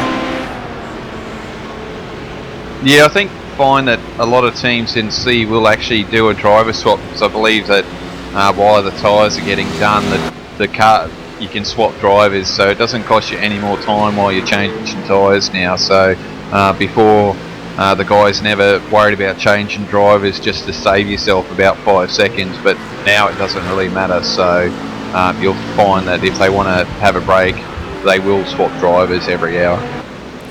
Yeah, it's interesting to see as well, isn't it? Some teams will swap drivers on the hour, but other teams, they like to go the distance, don't they? Like double or sometimes even triple stinting in some cases. Oh yeah, I mean, guys would prefer to sit in there for 2 hours and keep their rhythm going, which is not a bad idea either. If you can sit in there for 2 hours and race for 2 hours and be consistent for 2 hours, why not? So if the team has that sort of option, and it gives you a bit more flexibility as a race team. Yeah, it certainly does. And our new leader is Blackadder Motorsport. That's another big team, isn't it? That they're not only here in Australia, but they're big around the world. Yeah, for sure. They're an international team as well, and obviously, they've got drivers here in the Australasia area in their team, and when something comes up in that time zone, they're going to jump into it. They've got a vast amount of talent everywhere, so when there's events coming up and they know they're coming up, you'll find that a lot of international teams will try it out and work on setups with everyone. So and it's a big task. I mean, that's what you need in teams, and it's fantastic to see. It certainly is, and it makes it a big benefit as well when you get into the 24-hour races, when you can get your international drivers to come in and run that midnight to dawn shift here in Australia.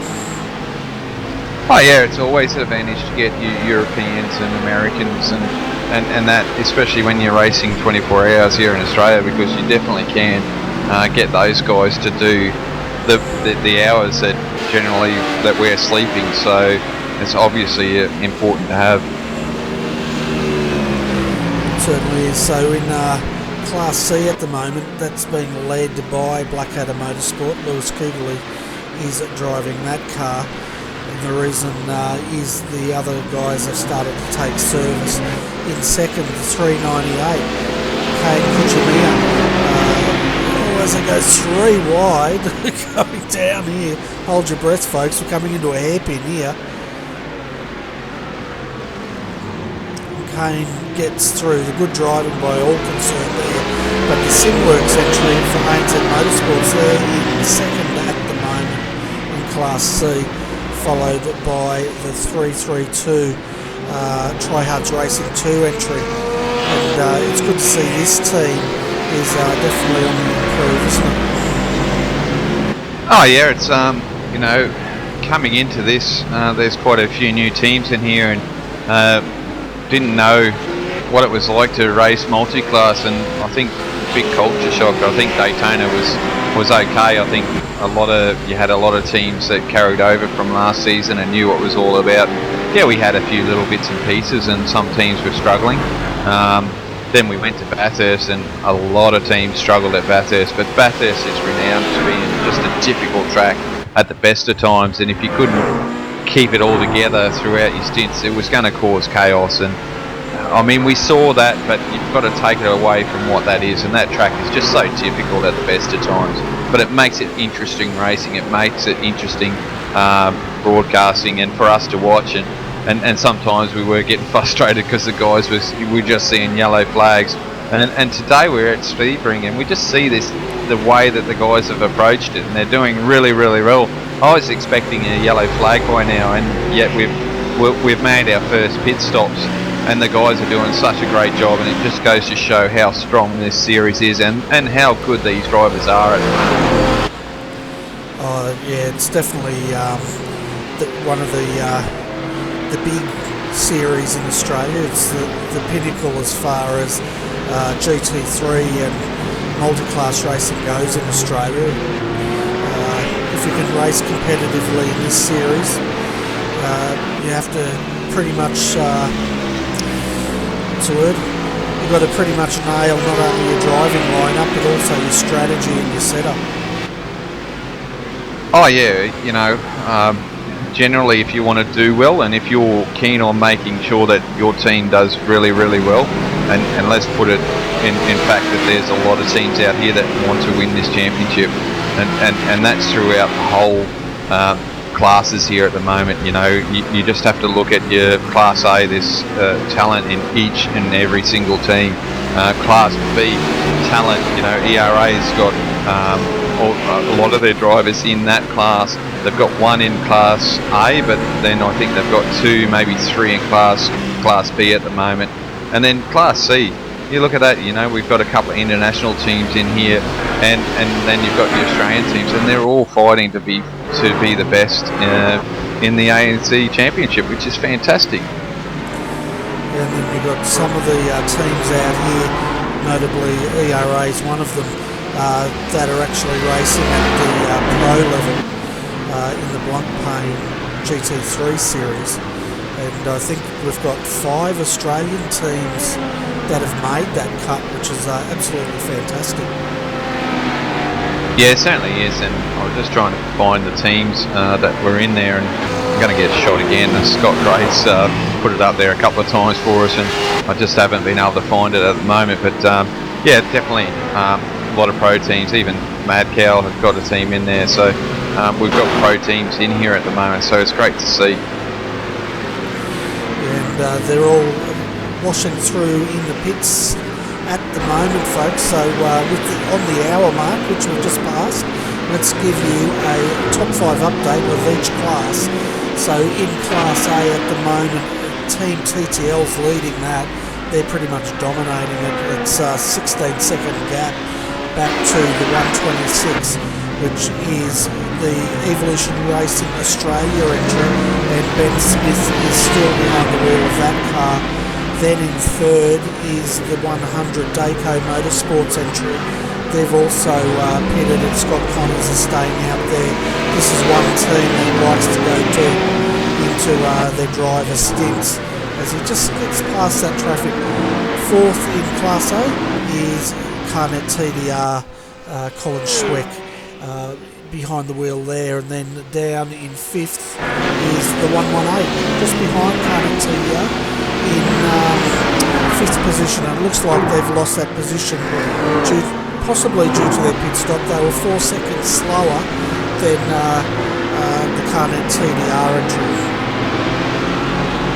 Yeah, and unfortunately, I don't have my telemetry for that one, Bernie, so it makes it a little bit hard for me to agree on that, but I believe that's possibly why they're swapped over. Yeah, I'd say it is. The fastest in as Colin there just gets a little bit twitchy there, and that's brought Aaron back on, and one of the we just saw one of the GT3 cars take service now, but the battle's definitely on here for fourth and fifth again.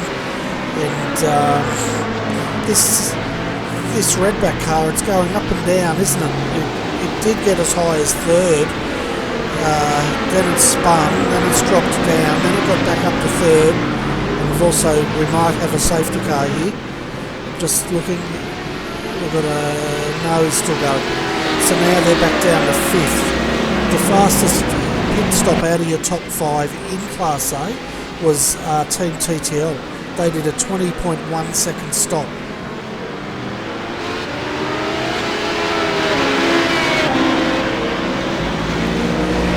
So let's have a look at Class B. That's being led at the moment by Blackadder Motorsport, the number 266, which I've lost telemetry on here. Hopefully they will jump back. Second in Class B is Synergy Sim Racing. Michael Schreier is piloting that car. Third is the 228. I've actually lost telemetry everywhere here, I think, Adrian. Looks like you're having a great day at the moment, Bernie, which I know probably while we're on break later on you'll see what's going on there, but yeah, I think you're up to 228, which is Jake Blackall. I think, yes, he is in third at the moment. Fourth in that class is Nigel, so it doesn't look like they've actually swapped drivers there in the C class, does it? It looks like they've kept them in to sort of double stint those guys at the moment.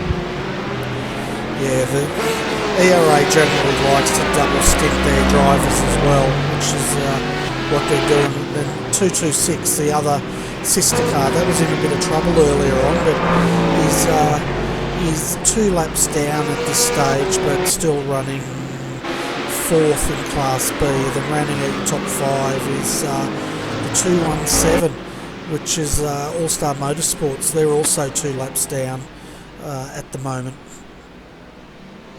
Yeah, I'm actually quite surprised how quickly the HBDs actually have around here today. They've actually got around a lot of the Corvettes and put them down a couple of laps. So you know, it's quite amazing on how quickly they're getting around here. Like generally they're only a couple of seconds a lap quicker, but I think because of the traffic, they're getting around here and lapping these cars a lot quicker than what I thought they would have. Yeah, well, they're definitely putting down the times. The fastest time at the moment in class, well, can't even get the fastest lap at the moment, but they're lapping in the 147s at the moment. If you look at the top of Class B, they're in the 153, so they're a good 6 seconds a lap faster than Class B. And of course Class C, well, they're lapping about 11 seconds a lap slower. Yeah, and you know, that's I mean, we always know that the C class is always going to be a lot slower, and they'll go a few laps down. But like multi-class racing, for these guys, it's not how many laps you go down; it's who you're fighting for your 12 hours. It's racing for 12 hours and seeing if you can beat those guys. So for the HPDs, it's not just the class you're racing in. You're actually going to go for outright position in that one, that's for sure, because you know you're going to get first, second and third. Yeah, that's right. As we just see David Arnold there, he was trying to follow through the Colin Schweck there, but he just ran out of track. He's kept it going there, but he's having to go the long way around one of the Class B cars there. Let's update the folks on Class C. So that's being led by Madcar Racing, Frida. Scott Gray is driving that car at the moment. Second in Class C is ANZ Motorsports. This is a car to keep an eye on. Brendan Leach is behind the wheel of that car at the moment. Then third is Blackadder Motorsport 367 with Lewis Kugeley driving that car. Fourth is the 351, which is Oceanic Sim Racing. They're just behind the 367 at the moment, so they're racing for position. And then rounding out your top five is the 314 with Hayden Burns driving that car. Yeah, it looks like the Shelby car is just putting around at the moment, and it's just putting the laps down and trying to probably get a good, decent finish for a change. Yeah, they're just being consistent there, staying out of trouble, which is, as we said earlier, is what you need to do around here. But I'll, back up what you said about no safety car yet. This is pretty amazing. I was expecting one in the first few laps, but to the credit of everyone out there, most of the guys are staying out of trouble.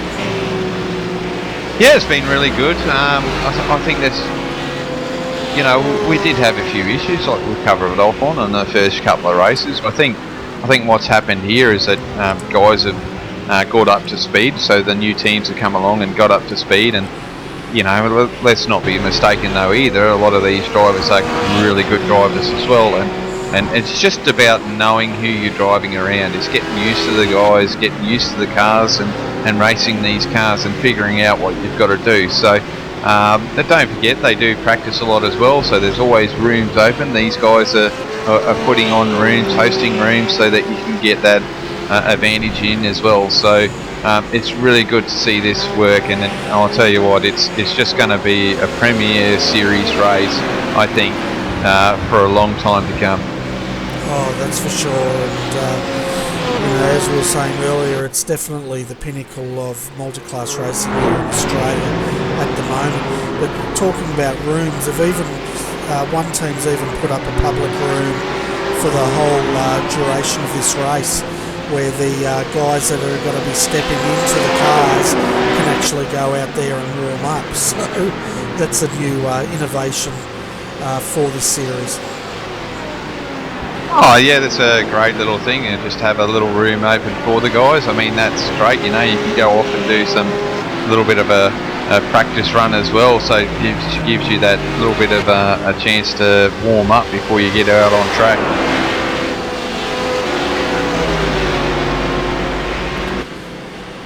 So looking back to Class A at the moment, just trying to pick up some of these cars. They're actually spread out quite a lot. The only real battle that's going on in Class A at the moment was between TD Racing and Redback, but that's even spread out now. Yeah, I think the closest one we've now, Bernie, is car 131 with Craig in the car, and Trevor Foster in the 166. There's only half a second between those guys at the moment. Yeah, so this is probably the closest it is in Class A at the moment, but let's see if we can pick up any battles in Class B. And, I'm going to try the trusty old most exciting here and let the race director tell us what it wants to cover. Also, for the viewers out there, hopefully the stuttering has stopped now. If it hasn't, can you let us know? But I've made a few adjustments, and it's looking good at my end anyway. Yeah, it's always good to get the viewers' feedback, especially through a live broadcast. We'll try and keep you up to date with any questions or what's going on with the system as well. We always do our best to keep you informed and give you the best quality broadcast we can.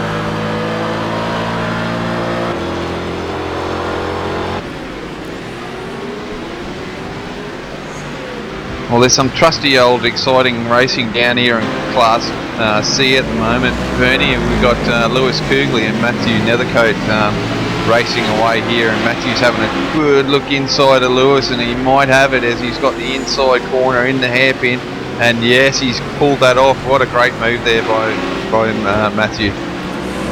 Meanwhile, I'm still trying to find where the heck they are in my telemetry. So yeah, that's alright. They're still having a good old battle, so by the time you join up, because Lewis had another look there at Matthew, he thought he had to run on him, but unfortunately he's got a C7 there. He's going to have to let go here at the moment, but he just outbreaks that C7 going into the corner, but he's going to lose it down here on the straight as that C7 comes up beside him. But he could use that C7 as a little bit of a pick and try and use him to close back up here on Matthew as he does so, and closes in quite well. We know how good Lewis is in this car. Yeah, now we've just got telemetry. Believe it or not, that took, while you were talking, all that time for my sim to actually click over to find these guys.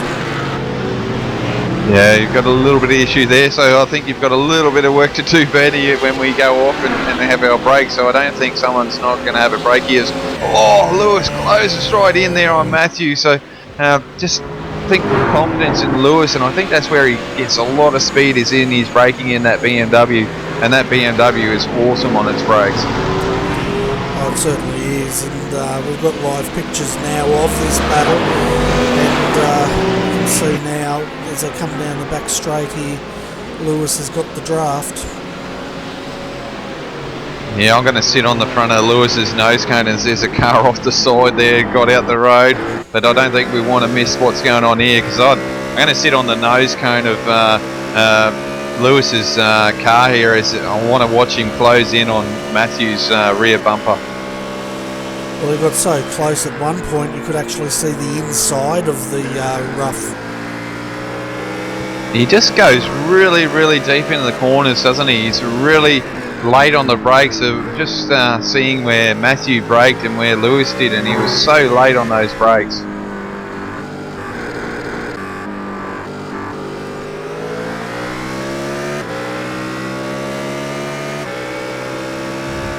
Now, I don't use this view very often to watch a race or anything, but this is quite interesting when you're going through the corners and just see him, how late Lewis is braking here. It's just fantastic to watch. It certainly is, and it's looking like Matt's starting to get a bit of a gap, but the BMW definitely comes into its own under that heavy braking zones. Yeah, it just looks like that rough is just got a little bit more pace, which we know it does. It's still a quick car in a straight line, as you can see. Lewis really can't do anything with that rough at the moment. He's not gaining on him, just sitting there. But man, is he late in this corner, in the last corner.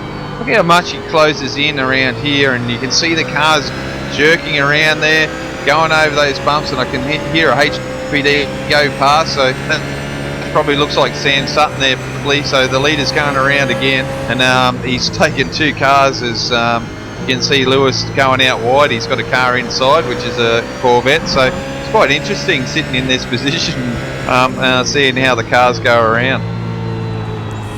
Yeah, we might as well stay on the roof cam here of Lewis's car for a lap around Sebring.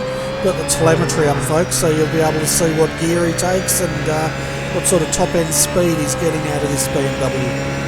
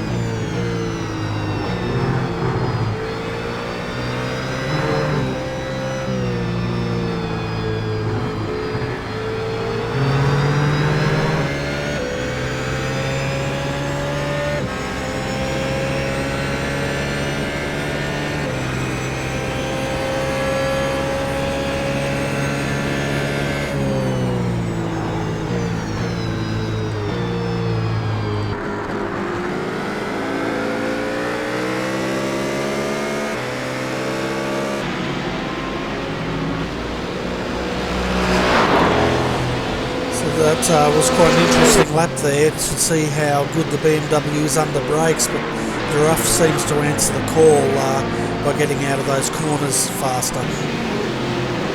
Yeah, it certainly does, and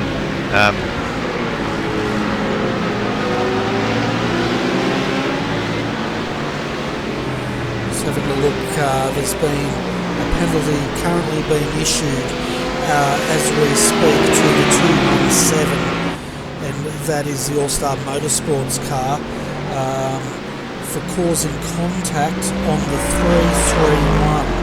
I'm just waiting, so the 331 is the Tryhard Racing 1 with Jorgen Walby behind the wheel, and that car has seen better days, that's for sure. yeah, sorry Bernie, I was talking and I paused. I was just on listening to race control there, and I think that was the car that we saw earlier with these two guys battling there on the side of the road there, and I think they went around again and overtook him again.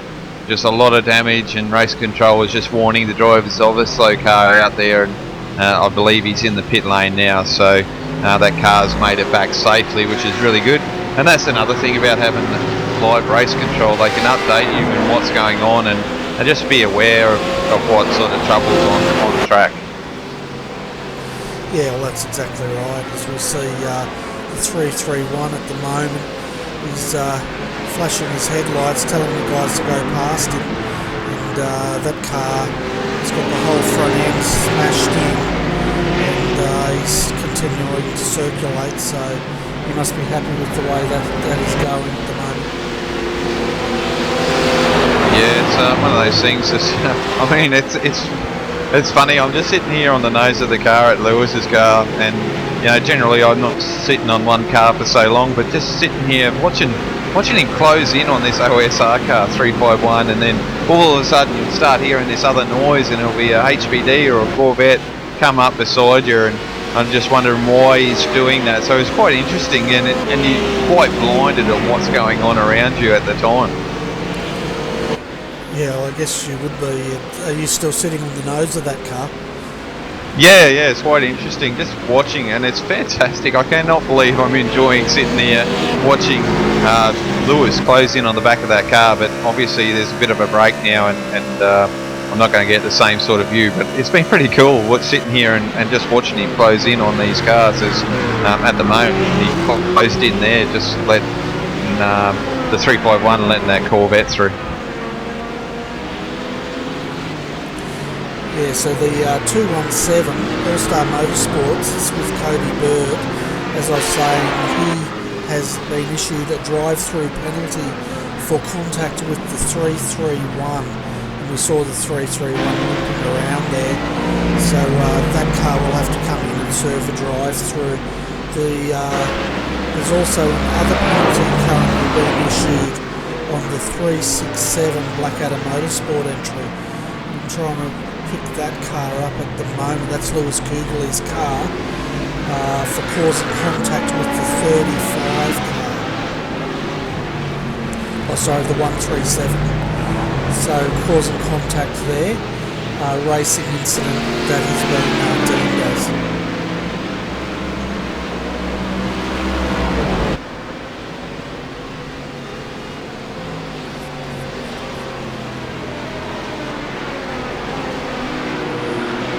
Okay, I think it's time for me to get out of this position here, and let's start looking to see what other racing that we've got on as HPDs are coming in. And oh, that was close there. I just come back onto TV1 there, and as they were going in the corner, HPD come up beside Lewis there. So just a little bit of walk there. That was a little bit close there. Yeah, you can see Lewis there just jinking the wheel to avoid the contact. And just race control confirming there to car 217 black flag penalty, so they're going to have to serve that now and get that one through. Yeah, they were issued that last lap, and they went through past the pits, then we'll see if they're going to serve it this lap. But I'm not sure how many laps they have before they have to serve that. I know with iRacing it's what, 3, maybe 4 laps. Yeah, I believe it's 3. So when race control shows them a black flag, they've got 3 laps to serve that penalty. So you know, if they don't serve it, then they can get disqualified, and that's iRacing. So race control can clear black flags, obviously, but race control determines on how many. Well, not race control. iRacing determines on how many laps they've got to do. Yeah, we've gone through now twice since that's been issued. So they're going to have to come in this lap or at the very latest the next lap. I'm just trying to work out where they are in class. They are 4th in class at the moment. Yeah, and they want to get that sorted, you know, otherwise it's going to cost them in the end if they don't get that squared away now. Oh, for sure, it can cost them the race. If they get a full disqualification, they'll be watching the race on the sidelines. Well, that's right, and you don't want that. I mean, they're doing quite well actually at the moment. Like you said, you know, they're 5th in class at the moment, so you know they could be in for a podium if anything happens to the cars in front, which is obviously something that can happen with only 2 quick repairs and 12 hours of racing. We know these cars are successful to damage, so you know, even a small hit to a tyre barrier or something like that, you're going to damage your car quite significantly, and you know, you're going to have to use a quick repair. So just got to get this penalty out the road and serve it and get on with the race. Yeah, that's right. So we'll just keep an eye on this car this time by. We should take that penalty. Another interesting thing I've seen as well is some of the here he goes now, he's going to serve that penalty now, so he left it to the absolute last minute. But I was going to say, another interesting thing I've noticed is when these cars are lapping the slower cars, some of the slower cars appear to be flashing their headlights back just to let them know that they're clear. Yeah, or they just don't like the idea that they were getting flashed. You know what some people are like, Bernie. It's really weird and how people react with that sort of situation. It's quite funny. Yeah, we're just looking here, David Arnold going around the outside of the Simworks entry there. They managed to make that move, but I tell you what, it's some of the HPD drivers out here, they're taking no liberties when they're trying to get through this traffic. Yeah, they seem to do that. They seem to be pretty good on the first few laps, and then they forget that you know, it's a 12-hour race, and they're just trying to get around them as quickly as possible, which I think is you know, something that they've got to start understanding, that they've got 12 hours of racing, and taking risky moves may not pay off, and end up with a penalty because you've hit them instead of the other way around. Yeah, we can see Justin Strickland now just going around the outside. I tell you what, taking the outside of a GT3, you can be taking your life into your own hands sometimes. Oh yeah, for sure. And you know, with iRacing the way they want to go, and eventually they're going to make these marbles. I believe that if you run on them, you're going to find that your car's not going to handle the way it should do, and rightly so. So you've really got to use what they do in racing and try and stay on the racing line, and you don't want to be out on the marbles. That's right, and this track it started at 80% used up, so by the time the end of this race is done, we should really be seeing the driving lines coming in and the marbles forming on the outside of this track. Yeah, well, I think you can start seeing the racing line already. You can really see the braking areas are starting to get a lot darker, and I think you can see some of the marbles sitting out there on the side of the track now. So it's definitely getting rubbered up, and with an hour and a half of racing already. So yeah, no, it's going to get darker and darker. And I think the guys say it actually gets quicker and quicker, so it'll be quite interesting. Yeah, well, once I think a few of the guys were saying once the rubber is actually laid down, the track does cool as well. So that's quite an interesting side effect. Yeah, it certainly is, and I find it quite amazing. And you know, I've not driven a 12-hour before, so I can't say that what it's like, only from what the drivers have told us. It looks like the 334, I think it is, the Selby entry's got a bit of front end nose damage on that car now as well. I'll have to check that one out.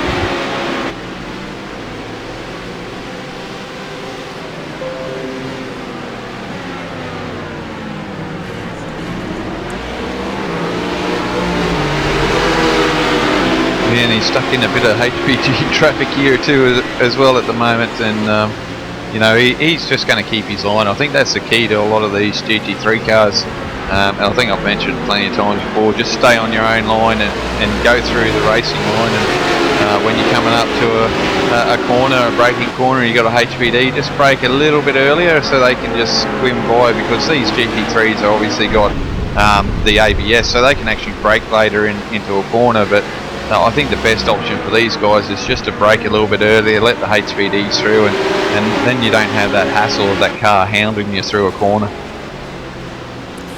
Yeah, well, that's it, isn't it? And that's the skill, as we can see now. Oceanic Sim Racing flashing their lights, but that's the skill in the slower cars, is to be able to pick where you're going to be overtaken and do it in a way that's not going to put your car into jeopardy, as well as reduce the amount of time you're going to lose in having to give way to that car. As we've got another car into the fence down there again, one of the Class B cars. Yeah, I wonder if that was the same car earlier on, the 332, as we've got Trevor Forster here in the VPR car coming into pit lane as well. I'm not sure if he's got damage on the car. It does look like it's slightly damaged, so I don't know what's happened to him. Sorry, which car was that? The 166 Trevor Foster VPR car.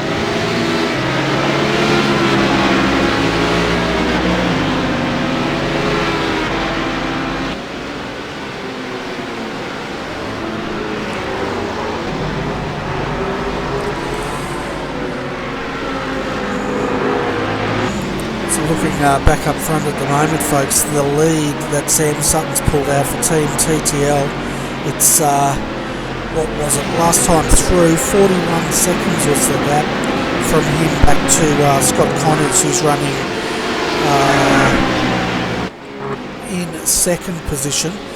So that's the number 100 car. That's had a brilliant start to the race. It started off in fourth or fifth, got its way up to third, and it's just been consistently climbing as this race goes on. Yeah, that was car 232 again, Bernie, just losing it on the last turn. Probably just don't have the setup in the car. It does look like it's got rear wing damage here, only slightly, but shouldn't affect it too much. But obviously just not handling too well through those bumps, or just might be a little bit offline, and the car's just sliding through that corner. Yeah, or it could be too stiffly sprung and causing it to lose traction on that rear end, because it went in heavily earlier on, didn't it? It had a lot of side end damage, and it's gone in again. So it's just a signal to the drivers there. They're just going to have to go easy on that car through that corner. Yeah, I believe they've got adjustments in that car too. You know, you can actually adjust the car, so you can adjust the settings a little bit in that car, and I think it's front and rear bars on that. So if they're finding it's getting a little bit loose in there, they can actually adjust their bars to get it to settle a little bit more. Basically, they can't do a lot more than that, but it will help the feel of that car getting through there. Yeah, so I guess if they if they softened the rear bar a bit, that should help it get a bit more traction in that rear end on those bumps. Yeah, it should do, but one of those things about putting buttons and that on your car to get it. So some guys might not have that ability to do it, but I know that you can do it in cars. So whether they've got it or not, we'll see what happens with that. We'll see if they can make those adjustments. And the other car doing really well at the moment is the Carnet TDR entry with Colin Schweck. They're sitting in third position at the moment. We saw them in a battle earlier on with Redback Racing, but they've got a nice big gap of about 6 seconds over that car. So they're also one of the faster Class A cars out there. They're lapping in the 148s, where the other two are now lapping in the 149s. Yeah, just plugging away. I can't see them doing a lot special here at the moment either, Bernie. I think they were plugging in at the 148s throughout this as they're behind it. Oh, that must have been close. Behind the C7 there at the moment. But no, they just seem to be plugging away at these laps and getting through. So, like I said, just pacing themselves for the whole race, not for the first hour, that's for sure. Yeah, we've been going on just about an hour and a half of this race, and we still have not seen a safety car. So that's definitely a lot longer than I expected before a safety car would be called. But to their credit, there's been a few cars in trouble, but they've always managed to keep them mobile and get them back to the pits. Yeah, I think that's what Reese was alluding to earlier too, Bernie, with this track. It's your walls are quite far away. Some of them, yes, they are close, and I think turn 1 and the last turn are probably the most dangerous for that. You're going to hit a wall quite hard, but generally it's such wide open spaces that you can get away with it and keep moving, and if the car is slightly damaged, you can probably limp it home on this track. Yeah, definitely, and that's exactly what they're doing. As we're just on board here with Colin Schweck at the moment. It's interesting to see the sort of speeds these guys are getting out of these cars. They're definitely a bullet on wheels. Yeah, would you believe I actually own one of these and have taken it out. Yeah, it's definitely quick, and man, it can turn. I can tell you what, it's a mad little car, I can tell you. Oh, it's a crazy car. It's like a Formula 1 with a different body pack on it or something, I don't know, but it drives more like an open wheeler than it does a sort of sports car. But what was I going to say? Yeah, try taking your car out and sit behind a GT3 in one of these. You'll feel like you can almost turn your bit limiter on. Yeah, I'm going to have to try that at some stage, I suppose. Get on and see if I can get in a HBD while there's a practice on for this and just have a bit of a run. But yeah, it would be quite interesting, that's for sure. Oh yeah, it's you can see how the guys feel like if they get stuck in traffic, how they lose so much of that gap. But at the moment, Colin's doing a fantastic job out there, third in Class A, and looking good for Carnet so far. Yeah, struggled a little bit in previous rounds, and once again, I think they've always taken the same attitude, just trying to get through the first few hours and hopefully make it. But obviously, things have happened. But these races will always try out you as a driver and as a team. So doing a great job and pushing their way forward as always. Back in fourth in Class A is the Redback car. This car's been going up and down in the top 6 all day so far, and we'll see how they go. If they can, I guess, in past rounds, the problem this car has had is it's had speed, but it has not had consistency, has it, in what it can do throughout the course of the race. Yeah, I believe it's champions from last season too, Bernie. So you know they've got to try and prove a point this year and try and get the championship again. So they won the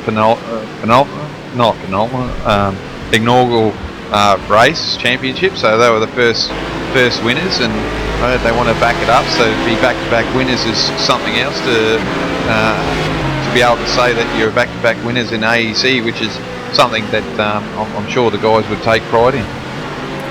Oh, definitely. But they've got a long way to go if they're going to do that. It's just getting caught up here behind slower traffic, but you know they've got a good lineup of drivers in that car, so we'll see what they can do. And then Justin Strickland in the 116 further back. Motorsport Green, they're also doing a good job there as they just get through some of the traffic. Yeah, doing quite well. They've struggled in previous rounds as well, but they're just driving away. I think the guys are starting to realise that you're not winning the race in the first few hours. You've got to bring these cars home. And yeah, sure, the HPD, some of them are taking risks and chances to go around. And they're more worried about getting overtaken by another HPD than they are anything else. But like we've talked about before, if the guys are going to overtake you, let them overtake you, and you'll be set. You know, just take your time with it. Yeah, that's exactly right. Get the car into a comfortable, lapping comfortably within the driver's limits, and circulate, because just by circulating you're going to be passing a lot of guys who drop off in the second part of this race as fast repairs start to get used up. Yeah, and it looks like a couple of HPDs are in the pit lane. It looks like TT Racing and I believe that's the Redback Racing car as well, isn't it, Bernie?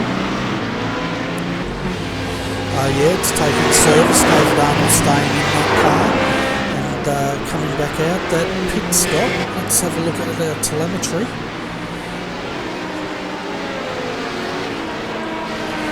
31.3 seconds was that pit stop for that car. But Sam Sutton, he's still out there. I don't think he's taken service yet, and that's our TTL leader, unless he has and the telemetry's lying to me. Oh, it wouldn't be the first time, I think, Bernie, the way that your computer's playing up today. So, but yeah, he's out there. He's putting around. So Sam's still out in the front. So he's been doing a phenomenal job out there in that car at the moment, and definitely a driver that's been showing the wares today on how quick he is. Just a little bit stuck up here behind a rough at the moment. And ooh, that was closely touching the grass there. They could have ended in tears right there. Oh yeah, it certainly could. And he knows how to thread the needle in this car, which we just witnessed. But I'm just trying to see what our telemetry's saying. It's definitely got him as the class leader at this stage. So the cars in Class A that have pitted is the 137 has taken their second stop, the 118 and the 177 and the 112 have all taken service so far for the second time running. Yeah, I'd be surprised if Sam hasn't taken a pit stop, to be honest with you, Bernie. I think he's done his stop. He's out there running again, so I'm sure he's had service done, because Scott's out there as well. He's quite, maybe not. There's a big gap there between him and Scott. So, but you know, Sam's been racing pretty quick. Yeah, they've taken their first pit stop, but they haven't taken their second pit stop yet. Oh, yep, I can see that now. I can see it on my telemetry. Got it up there in front of me and I can't see. I was having a boy look. Fair enough.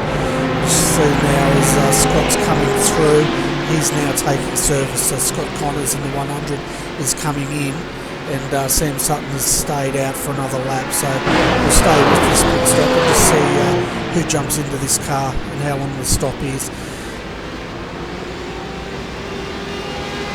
Yeah, because we've been running for nearly 2 hours now, so some of these guys are definitely changing. I know Collins jumped out of that car and Aaron's in there now, so they've done a driver swap for those guys. As we've had a look here, and yeah, Reese has jumped in that car now, so Reese will be driving that, and it'll be interesting to see how well Reese goes. Oh yeah, we were interviewing him earlier on this morning. Those guys are 2 hours behind us, so I guess it's what, 10 to 9 their time. So he's probably had his breakfast and he's ready to have a bit of a run. And we'll just see if our race leader now, Sam Sutton from Team TTL, comes in. He's showing no signs. Yes, he's bringing that car in now, as we can see the 100 just going out. Yeah, probably smart move there, because there was quite a few cars in front of him there, as I've just jumped to the leader that should be, or I think should be now, which would be Ian Ford. So just coming around, so that means Sam probably come out in the lead quite substantially actually then. Yeah, well, he had a huge gap, didn't he? So let's just see if Sam's going to actually jump out of this car, or if he's going to stay in. It looks like they want to run him pretty deep, so he'll be triple stinting by the looks of this. Which will see him go for about the 3 hour mark. Yeah, so the rule is a fair share, so I think we can get into the politics of it, and I think everyone gets confused at the end of the day, but I think it's something stupid. But yeah, you could drive one driver for so long, and as long as the one driver has a minimum amount, they're fine. So you know, they'll work it out. They'll have their drivers doing what they want. Look, I wouldn't be surprised if Sam jumps back in the car at the end of the race. Yeah, I'd say he'll go this stint definitely where he is now, because he's just come back out in the lead, and so he'll be going triple stint, probably rest up through the rest of the day, and then jump in later on tonight to bring that car home. Yeah, no doubt. I mean, you know, he'll do the big stint now, get that one out the road, and then they'll have a couple of guys taking over for most of the day, and he'll probably drive it home. So he might have a 2 hour stint or an hour stint at the end. So we'll see how that pans out. Yeah, so we're coming up to the, how far? Almost up to the 2 hour mark, I guess you could say, of this race. So at the moment, Sam Sutton is still leading this race. He had a massive gap, and he's triple stinting. The 126 we've got running in second, that's ERA, and Ian Ford's jumped into that car. In third, Reese Gardner's jumped into the 100 Dayco Motorsport entry. Then fourth is the 130 with Dave Oliver driving that car. Then rounding out your top 5 is Redback Racing 118, and David Arnold's jumped into that car. So let's go through. We better give some love to the other classes here. Michael Shea is still at the 200 and leading their class for Synergy Sim Racing, and that's a Boost Juice entry, followed by Jake Blackhall in the 228 Evolution Racing Australia, 226 Evolution Racing Australia. So both of these cars, 1-2 in the championship on points, and they're running second and third on track at the moment. Then fourth is the 223 with Riley Blythe behind the wheel of that car still, and then 218 is Brand Tucker for All Star Motorsport. So it looks like Brand's jumped into the car to take the wheel of that car. Yeah, and that 223 Bernie is another ERA car as well, so 3 ERA cars in Class B at the moment and doing quite well today. Yeah, it's throwing me a bit because it doesn't have its paint job on, which is one thing I'll definitely be looking at the end of this this first part of the broadcast. And how's the viewers going out there? Have we had any more complaints about jerkiness? It should be pretty solid now for them. Yeah, no more complaints, guys. There's no more information from the guys, and we thank you for joining us in this first part of the broadcast. We'll be getting out of here shortly, I believe, but hope you're enjoying what's going on here, and hopefully we can get back up to speed again in I think it's 3.5 hours time after we leave here, isn't it, Bernie? Yeah, we're due to go off air for the first part at 11:30 a.m. this morning, so we've got about 30 minutes to go, and then we'll be coming back on at 3 p.m. this afternoon. So the second part's from 3 till 5 p.m. and then we come back on at 7 p.m. to 9:30 p.m. This evening to cover the last few hours of this race. Yeah, great, fantastic, and I hope the viewers out there definitely want to come back and catch up to date with the racing. I know we'll be drifting in and out just to keep an eye on what's going on. I know Bernie's going to be working hard, making sure everything's working well on his side of the system there at the moment. I know you've been struggling there at the moment, mate, but I know you're working your best out there, and it's good to get the information from the viewers so we can help them out. There's a big lock up there by Brent getting in there. We had a HPD, a GT3 car, and Brent getting in there quite hot and locking up the front tyres. Yeah, and that's Alexander Sheridan. We should give him a shout out. Alexander often, I think it was Alexander Sheridan. Yeah. James pulls behind the wheel of that car, but he's teamed up with Alexander Sheridan. He normally puts replays up of his racing on YouTube.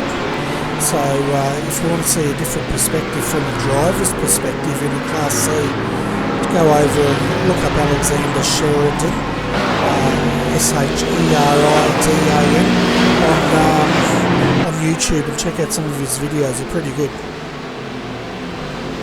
We actually have something up here, Bernie, about skins, and if they're not showing up on your monitor there, we might see if we can get you to put them up there. But apparently the Tryhards tribute skins, don't know if they're supposed to be pink. So if Inside Line can let me know which model that is. I know Tryhards have got a few cars out there, so if it's in their GT3 cars, or I think it's the HPD, so if we can find out what they are, obviously I'll pass that on to Bernie and he can find out and try and get that up for you.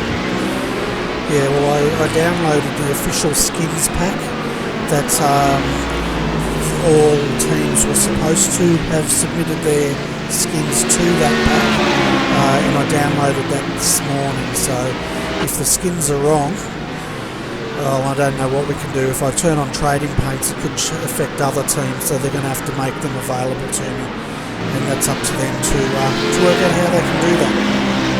Yeah, no drama. We'll just, we can get that sorted. I know Bernie will work his hardest at doing it. It's not an easy task over there for Bernie to have this organised. I've got the easy job. I just turn on my computer and turn on the race, and I just sit here and press a button. Bernie's the poor guy that's got to click about 50 buttons at once to try and catch up to date, and if things aren't working, I can just see the smoke streaming out of his ears because he's getting totally frustrated with it. That's an understatement.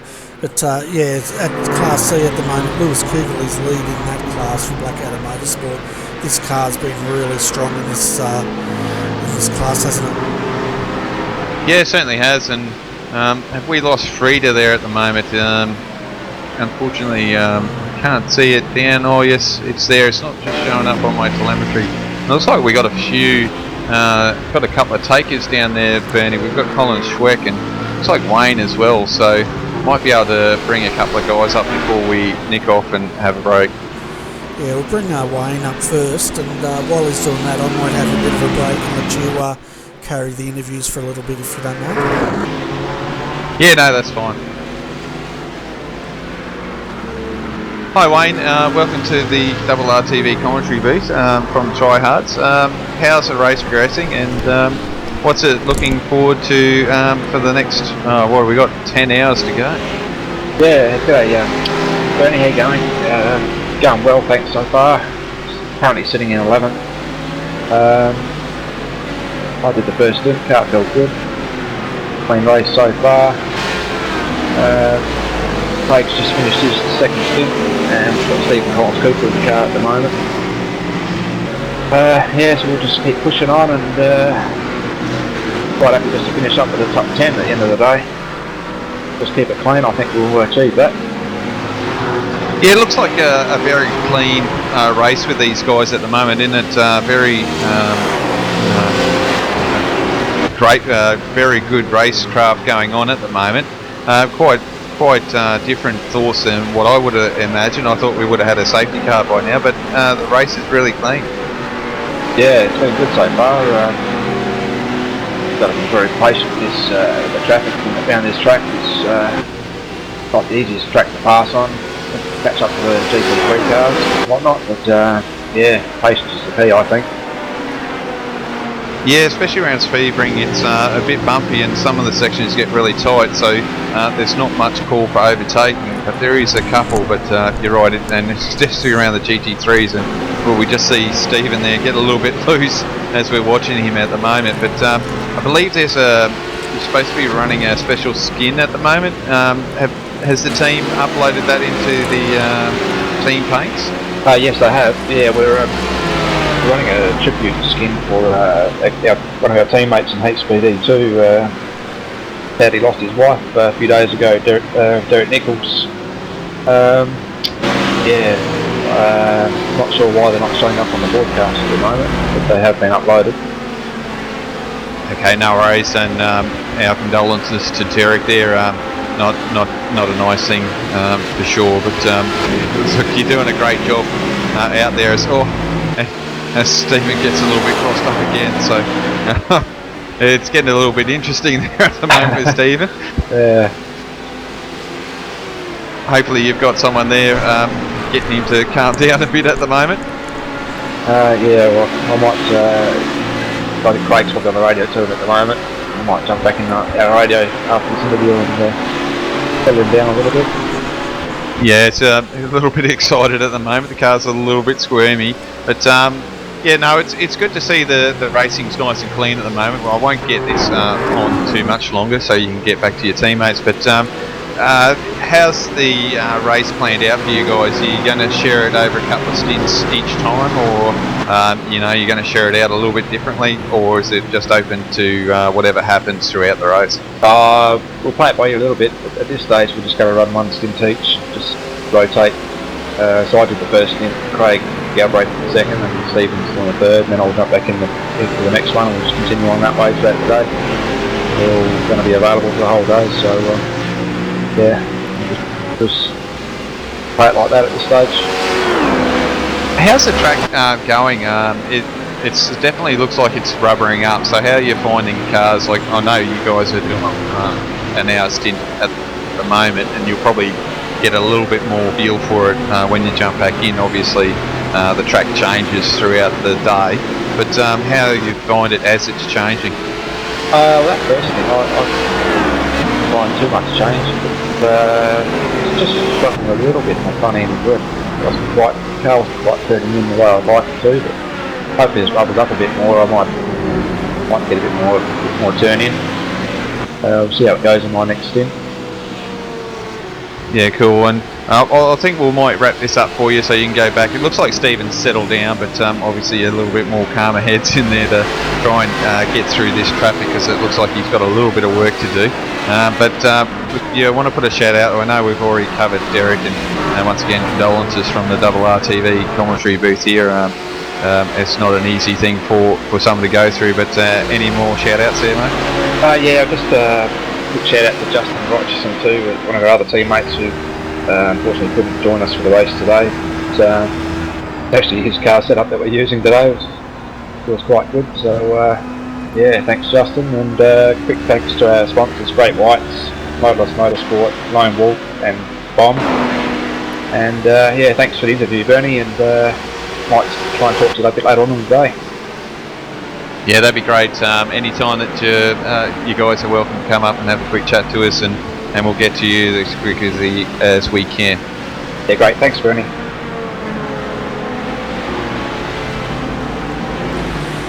Okay, I'm back, folks. I just had a chocolate bar and it's caught in my throat, so Day's going from best to worst, but let's bring up a few other guys. Let's bring Colin Schweck up for a quick chat.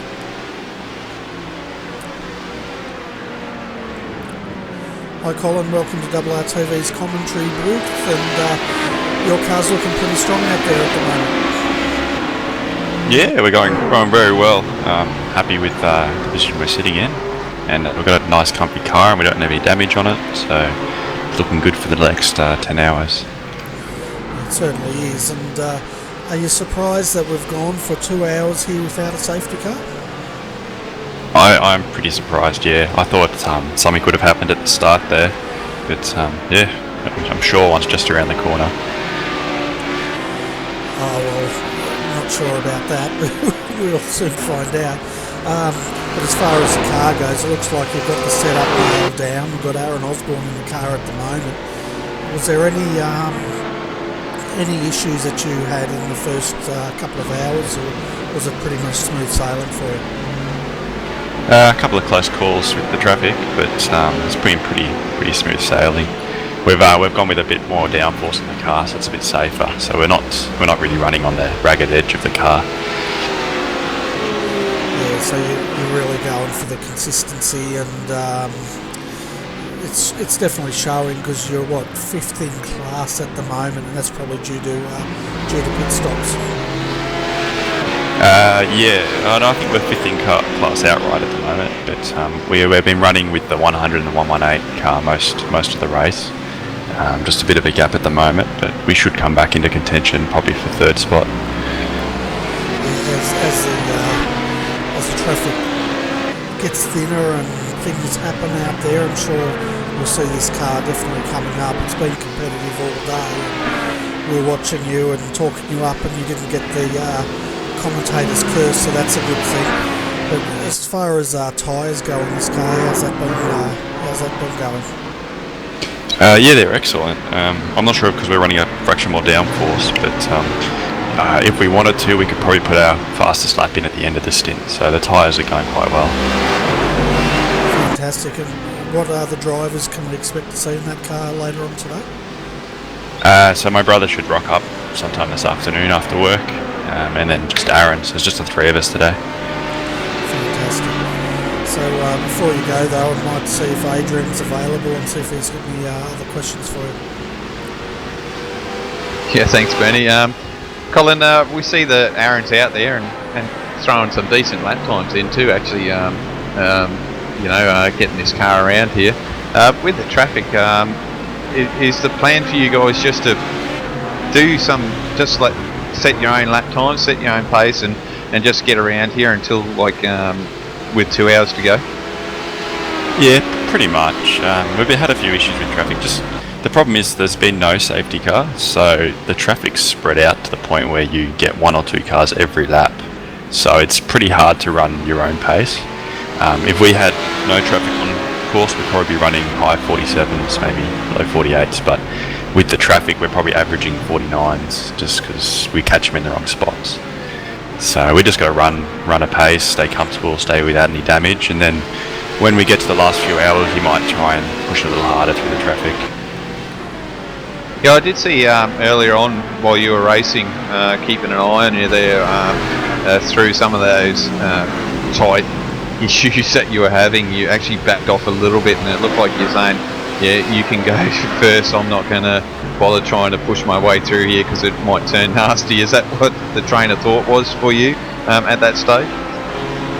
Yeah, we were following Scott Connors very early on, and he was shooting some of those gaps a little tight, and we were just backing out of it. We didn't want to destroy the car in the opening hour, so that's what we always kind of do, try and hold the car in one piece and push towards the end, and that strategy's netted us 3rd place in the last 2 rounds, so I think it's the winning one. Yeah, well, hopefully you guys keep pushing away here as you catch up on the mad cow there, which jinked across and took the wide line, which probably would have scared Aaron. I think it would have scared you then as well. But look, you're doing a great job. Before we let you go, you want to put a shout out there, mate? Oh yeah, just at the TD Racing, we've got a good little setup going because we put a bit of effort in and finally got around to doing a good setup. we've got GLW Freight Management who's helping us out, and Carnet was helping us out. So yeah, shout out to all those blokes. Yeah, thanks, Colin, and keep the racing up, and we'll see you probably up here later on if you get the chance. Yeah, hopefully we're still running without any damage. Yeah, cheers, mate. Looks like they're all coming in pretty thick and fast for the interviews here, folks, so we'll continue on with those interviews before we go off air. So the next person we'll bring up is probably Colin Mason Hayes in the 221.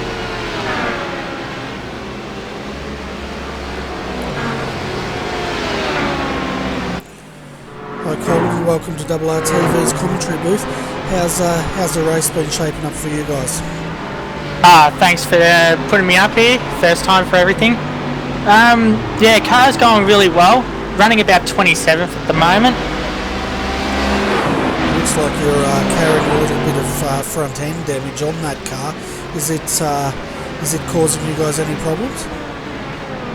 Sorry. Yeah, no, it's not causing us any problems. I don't think we're getting much of understeer or anything like that. Just had a bit of a run in. That was all. Fair enough. And we've got Daniel, is it Aitchison? I guess that's how we pronounce his name, in the car at the moment. Yeah, just a newly joined person in the driver in the team about 3 weeks ago. Did the last week in the SEK with me. Did really well. Trust him in the car 100%. Fantastic, yeah, he's definitely looking like he's doing a good job out there. Got a bit twitchy there coming out of the corner, but that's it's pretty easy to do in these Corvettes. Yeah, we unfortunately I made a bit of a blue in the my second stint. We didn't realise that the tyres get done pretty quickly here. We all done full fuel stints in testing, but we didn't check whether or not we could actually double stint the tyres. So I thought I'll be the guinea pig in the first 2 sessions, because I thought each tyre was done separately, but nah, they're all done all together. It only adds an extra 3 or 4 seconds. So we thought might as well put new shoes on it, but I didn't, and end up spinning her a couple times. Okay, was that down in turn 1? We did see a car in trouble down there a few times, but I'm not sure if that was you. Nah, I did it in the I think the first chicane area. Big braking, just the car in the corners was really well because of the camber, but the forward to back movement of braking, it just didn't want to do it anymore. Tyres got down to about 70% of tread, and it didn't want to do it. Yeah, so with the tyre wear on this car, because you've obviously taken it to the limit, does it go off gradually, or is it all of a sudden there's just no shoes on the car left? All of a sudden, very all of a sudden, I came down the front straight, and I was like, oh, I'm feeling good, and clicked her into 6th gear, and then when I went down to 3rd for the first corner, she just felt really, really twitchy, and I'm like, I've lost it, I've got to pit this lap. And then every single braking point I just went too wide, just didn't want to slow up at all, and I was like, nah, gotta pit. And then obviously next braking point, outbraked myself and spun her. Made sure my spotter at the time, Rory and Dan, they helped me get back on the track without any issues. Yeah, and I reckon it must be a really bad feeling as a driver to realise that you can't sort of trust the car that you're in. Yeah, well, in actual fact, we didn't lose that much in time. I think I lost about maybe a second and a half until about the last 5 laps of that stint. I was running low 57s, and yeah, no issues until about that point when it just fell off a cliff. But then we worked out from other pit stops that, yeah, there was only going to another extra 3 or 4 seconds to put all new shoes on her. So we'll go, alright, we just put new shoes on her. Every stint, whether we double stint the drivers like I did, doesn't matter. We just got a little lucky that I was able to last until about 4 laps before we were going to pit anyway. So I believe I did quite well, but you never know. Team patted me on the back, they could be just saying whatever. Oh, you're in a pretty good position out there. You're 27th outright, and then I'm just trying to work out in class you're running. Just bear with me. about 11th or 12th in class, I think I've got you as. Yeah, that's only because of the pit stop. For some reason, we were held for about 2.5 minutes. We didn't have any issues with stuff. We changed over drivers to Dan, and for some reason it just held us. He couldn't go, even though the iRacing pitman was going to let us go. We just weren't allowed to go. We clicked him out. I put myself back in. The car wouldn't let us get out of the pit stop, so we actually lost about, I think, about a minute and a half, almost a full lap. We lost in the pits. We just don't know why. Yeah, we've seen that occur previously, where cars are coming and they couldn't get back out of the pits for whatever reason. I think it may be an iRacing bug. But if anyone from iRacing is listening, they might want to check that part of the functionality. But at least you got the car back out, and it's moving forwards quite nicely. But before we let you go, is there any sponsors or anyone you want to give a shout out to? No, just a shout out to the team. We've got no sponsors. This is totally funded by me team. I provide a service for Fundersim Racing. If you come to Fundersim Racing, you tell me what you want to achieve, and I'll do the best I can to help you achieve it. These guys wanted to race endurance racing, so I'll help them as much as I can to do that. And yeah, we just lost Jarvis there. So anyway, yeah. So unfortunately, we could be more up there. We're running actually 8th in class, but we lost it in the pits. But yeah, thank you to the team, to the effort, especially Dan. He worked tirelessly on the setup that we got now, which is really stable. And thanks, Bernie, for the commentary. Yeah, no worries, and thanks for popping in and having a chat. And yeah, if the other guys want to come up later on in the day when we're on air for a chat, they're most welcome to, mate. Thank you very much. Catch you later then. So folks, it looks like we've lost my co-commentator Adrian Jarvis. Looks like he's lost connection, so our hardware issues continue. But let's continue with these interviews. We'll bring up Scott Connors next for a chat. Hi Scott, welcome to RRTV's commentary booth, and you guys are in a pretty good position out there today. Yeah, it's better than where we started, that's for sure. We had a little issue in quali. Actually, I didn't register on the server on one of my laps, so we should have really started in the top 5. But yeah, it wasn't too bad. It was probably the calmest AEC stint I've done in history of the AEC. It was really smooth sailing. Reese is in the car now, sitting in P2. Now we just got to try and catch these TTL guys. Yeah, well, the gap's 53 seconds we got last time by, so it's quite a big gap. But I tell you what, it only takes one safety car and that's gone, so I wouldn't worry too much about that gap. Oh no, I'm not even worried about it really. It's actually good. I think this is the longest period we've had without a safety car this season, which is good. It's been over 2 hours now, so that stint actually went quite quicker than they usually do. And but yeah, it's not too bad out there. A little bit, track's evolving now, getting a little more rubber onto it, so the pace is starting to pick up a little bit. Yeah, and you got a really good start at the start of this race. I'm not sure, I think you must have started 4th or 5th on grid, but you jumped right up into 3rd position pretty quickly. Yeah, we started at P7 and somehow just got a blinder of a start, and I think I ended up in P3 or P4 by the end of the first lap, which I was pretty happy about. Can't get much better than that, really. Yeah, no, it was a blinding start by this car, and it's good to see you guys up here having a run, because you sort of you haven't had the best of luck in previous races, but it's definitely looking good today. Yeah, the last 2 rounds hasn't gone our way, but that's just racing. It's a bit not the best for our total defence, but there's still a lot of rounds to go, and hopefully we can just keep the car where we are now, and we'll be pretty happy. Yeah, that's for sure. Before we let you go, Scott, is there any shout outs you want to give? Yeah, I just want a massive thanks to Daco, GT Omega, TPI Engineering, Mulex, Sim Instruments and GTI Springs, and all the boys at FSR for putting in the time and effort into the setups and practice for today. No worries. Well, we've had Reese up here earlier this morning, and he was commenting on your driving, which was all positive. Oh, that's a surprise. So anyway, I should let you go and do whatever you need to do before you get back in the car later on. Yeah, I won't probably be back in until this afternoon, so I'm gonna go out. So I'll be back after that and have fun calling it after your break. Yeah, we won't be back on air now until 3 p.m. this afternoon, so I've got a few things to sort out at this end, and we should be sweet. Yep. Have a good call.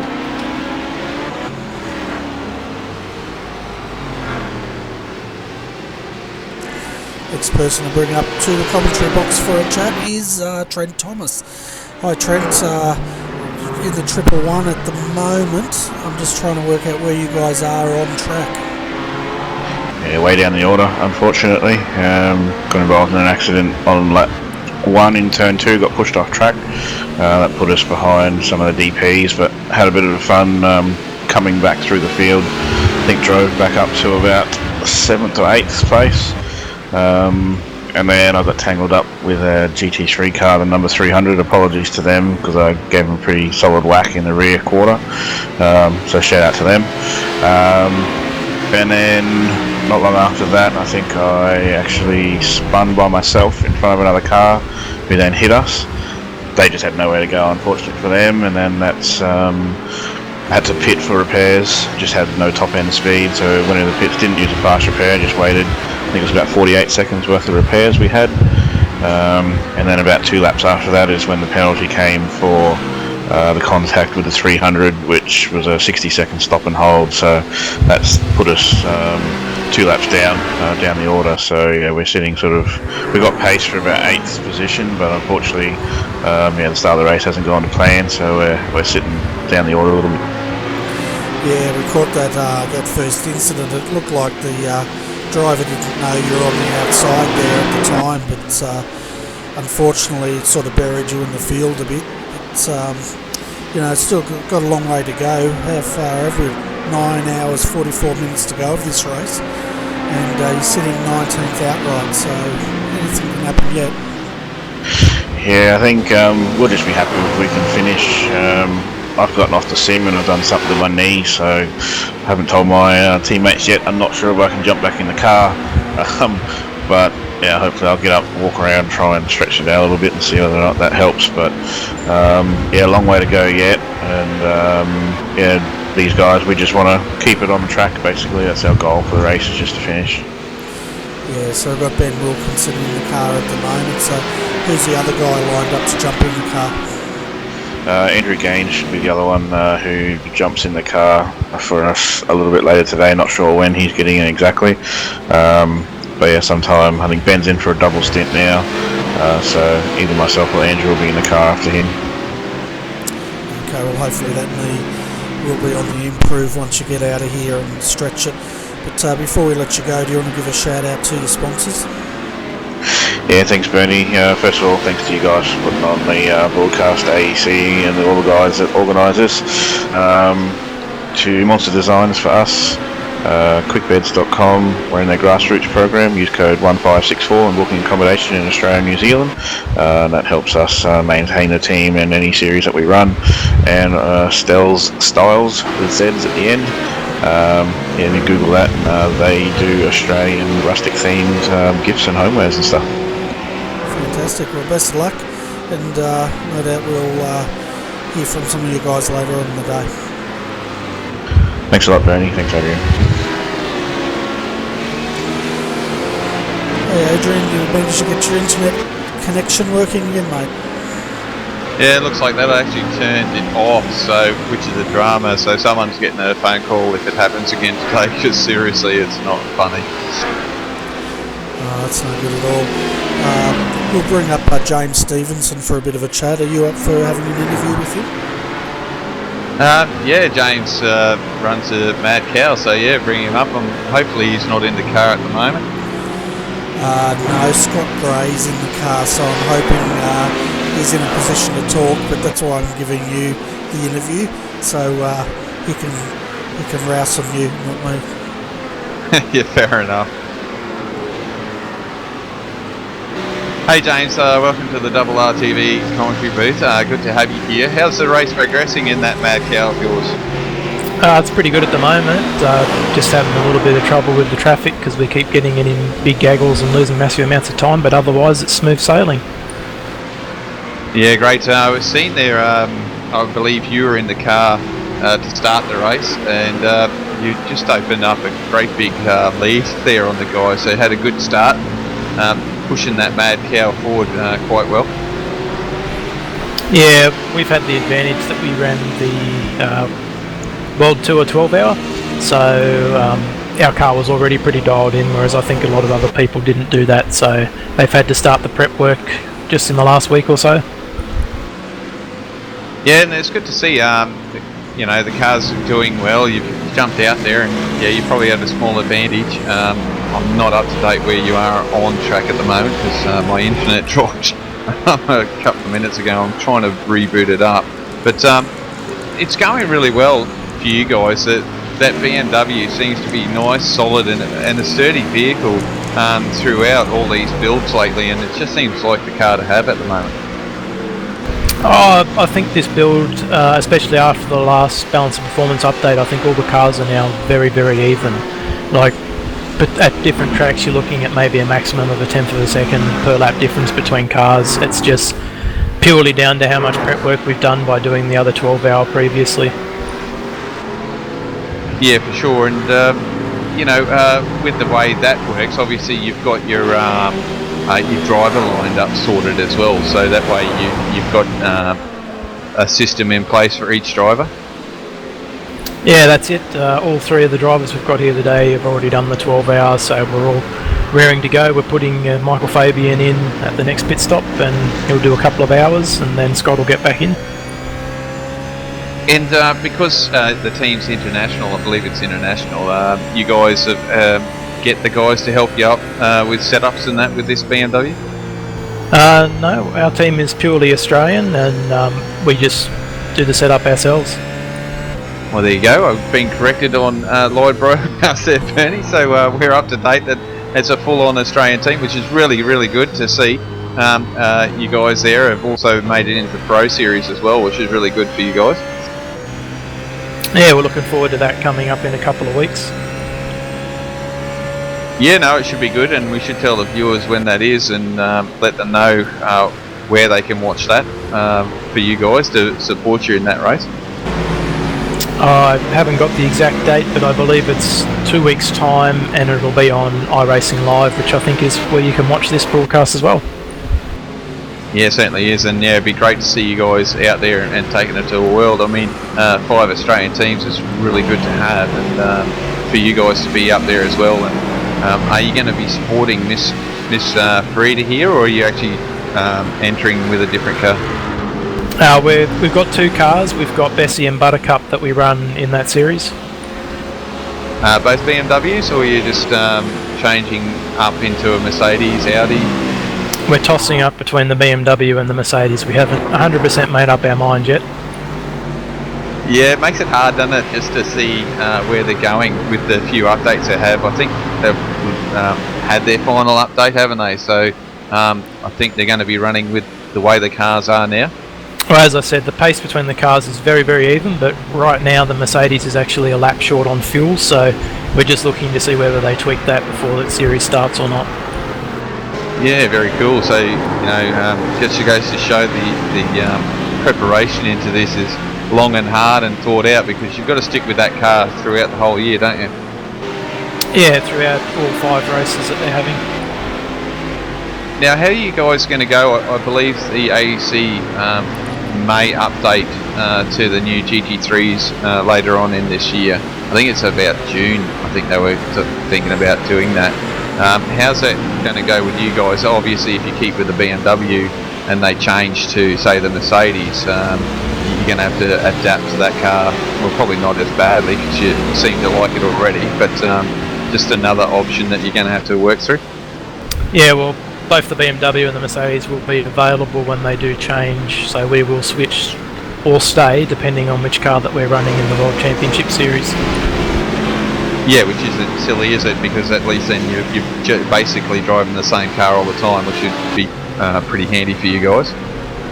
Yeah, but if we do run the World Championship Series in the BMW, we are running the Mercedes in the SKK Series, so we've still got, you know, a little bit of familiarity with that car as well. Yeah, cool. And how are you finding the racing today? I think it's been quite an interesting race where everyone's been very calm and there's no safety cars. Benny and I were sort of predicting quite a few safety cars in the first few laps. Yeah, I'm quite surprised that we haven't had one yet. Some of the guys out there in the faster classes are being a little bit aggressive, but we're just, you know, leaving them plenty of room and making sure that there's no contact. So I think everyone's just playing it a bit tentatively there. So fingers crossed it stays that way for the rest of the race. Yeah, I think all of us are hoping that the race goes on and things are fairly decent. I mean, it only bodes well for quick guys. I mean, yourselves, you've got the car set up and you're moving forward quite quickly. The less safety cars, the more likely you're going to put your competitors a lap down and give you that stretch that you need for every time you pit.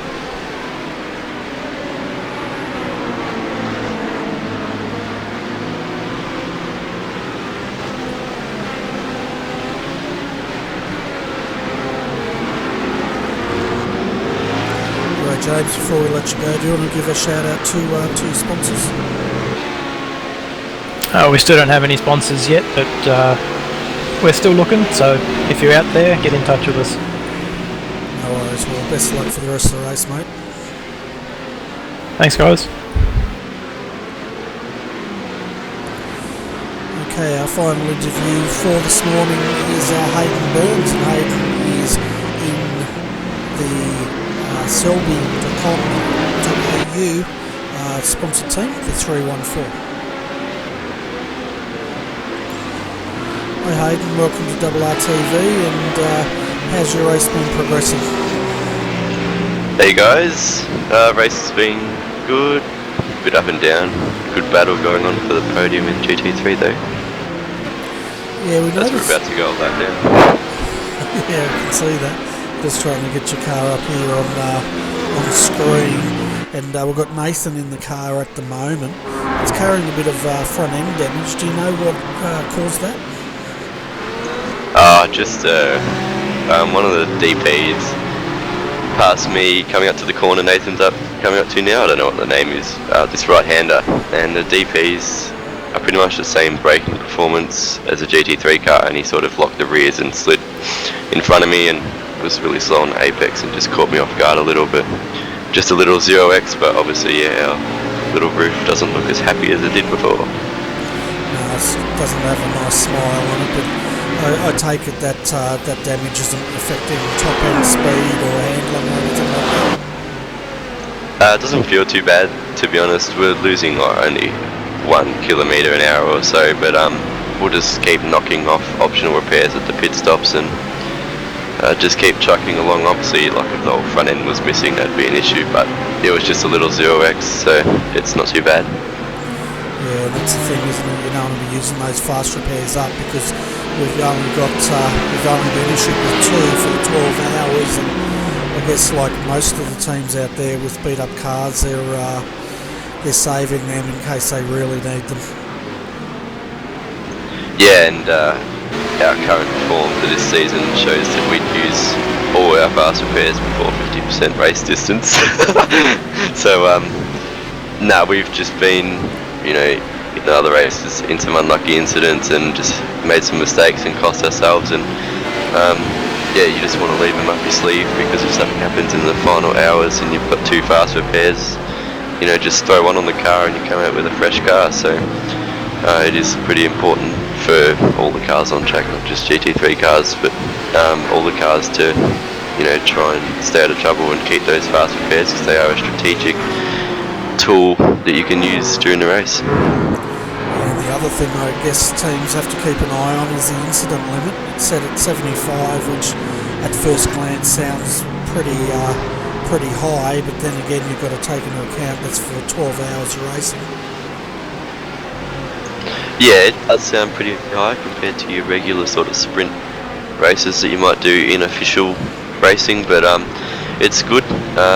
During the team managers meeting with the AEC admins, we established some harsher rules, some harsher penalties, and it's good because Sebring's not a track where usually you can get away with cutting corners and stuff anyway, because a lot of the corners have grass. But when we go to some other tracks, say like for Le Mans, if it is released in time for the AEC Le Mans 24 hour, there is a lot of runoff there you can use, and obviously if it's done with off tracks and policed properly by iRacing, then you can't be taking advantage of off tracks and cutting corners and stuff like that. Yeah, well, we don't want to see any of that sort of thing happen, but before we let you go, I'm going to see if Adrian's got any questions for you.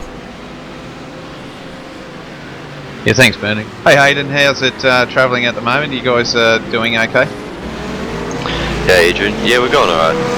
Just watching Nathan have a blink or two there. That's not good.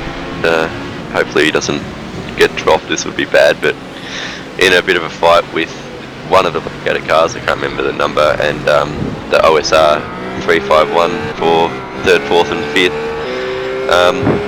Just different driver rotations at the pit stops. We've gained a bit of time and different tyre strategy and stuff like that, so it'll be interesting to see how it pans out. Yeah, I just noticed he's just blinking a little bit, which isn't good, and obviously we won't hold you up too much, just in case something goes wrong. But hey, you guys are doing well. You're just punching along here and trying to keep the car tidy. Obviously we heard that you had a little issue there that wasn't part of your fault, but good to see you guys still chugging away as he's blinked out again and again, so he's not working too well. But hopefully you guys can last the distance, and we might get you to put a shout out there just so before he disappears altogether. Oh, it's making me nervous. Yeah, so selby.com.au, obviously Sean has helped sponsor AEC this season, and it's been good to have a title sponsor for this series. Obviously it helps out, and not only the series but Sean's brand as well, and it's good to see not obviously all the teams that race and that sort of back the series metaphorically as well, but it's good to see support for AEC and recognition for AEC increasing. Oh no, where's he gone? Oh no, oh he's back. So but selby.com.au if you need any sort of hi-fi gear, or Sean also has sim racing hardware, so wheels and stuff. He hooked me up with a T500, also sim rigs and all that cool stuff, so if you need any of that sort of stuff, and yeah, to selby.com.au. And I didn't forget Adrian, because you'll bug me if I don't give Nathan's business a shout out, but if you happen to be needing a costume whether it be for a kids party or anything, costumes.com.au, that's Nathan's business, and they will be much more reliable than Nathan's internet connection is at the moment. I can trust you with that. Yeah, thanks Nathan, certainly will. Just let him know I'll send some pictures soon once I go up to Maryborough and have that pub crawl with the wife and myself, get costumes off him for that. That's going to be a little bit hectic. So that weekend, Bernie, I'm not helping you with anything. I'm going up for a drinking session for a whole day. So, but yeah, I'll send some photos. I may even put them on RRTV's Facebook page as well, just to show what sort of costumes you can get there from Nathan. So thanks very much, Hayden. No worries, guys. Thanks for the broadcast. I would have expected you to be able to commentate and do the pub crawl. Yeah, I don't think that would work out too well. I think you'd be hearing a lot more expletives than usual. Yeah, probably. But the car number 169, the Simulator 2 entry, that's just been issued a drive-through penalty for contact with the 366 car. Also, Tryhard's HPD2, the 132, has also been issued a drive-through penalty for contact with the 331. So there's a few drive-throughs being issued just as we finished up on that interview. Yeah, and both HPDs too, they're Bernie, so they're just trying to push the envelope that little bit too hard instead of being a little bit patient like we've talked about before. Just being patient and make your turn, you will get through. You're quite quick as at the moment, just in front of Nathan here at the moment, the gaggle of cars, and looking at it like it's a little bit hard there for the Mad Cow with Scott Gray in the car.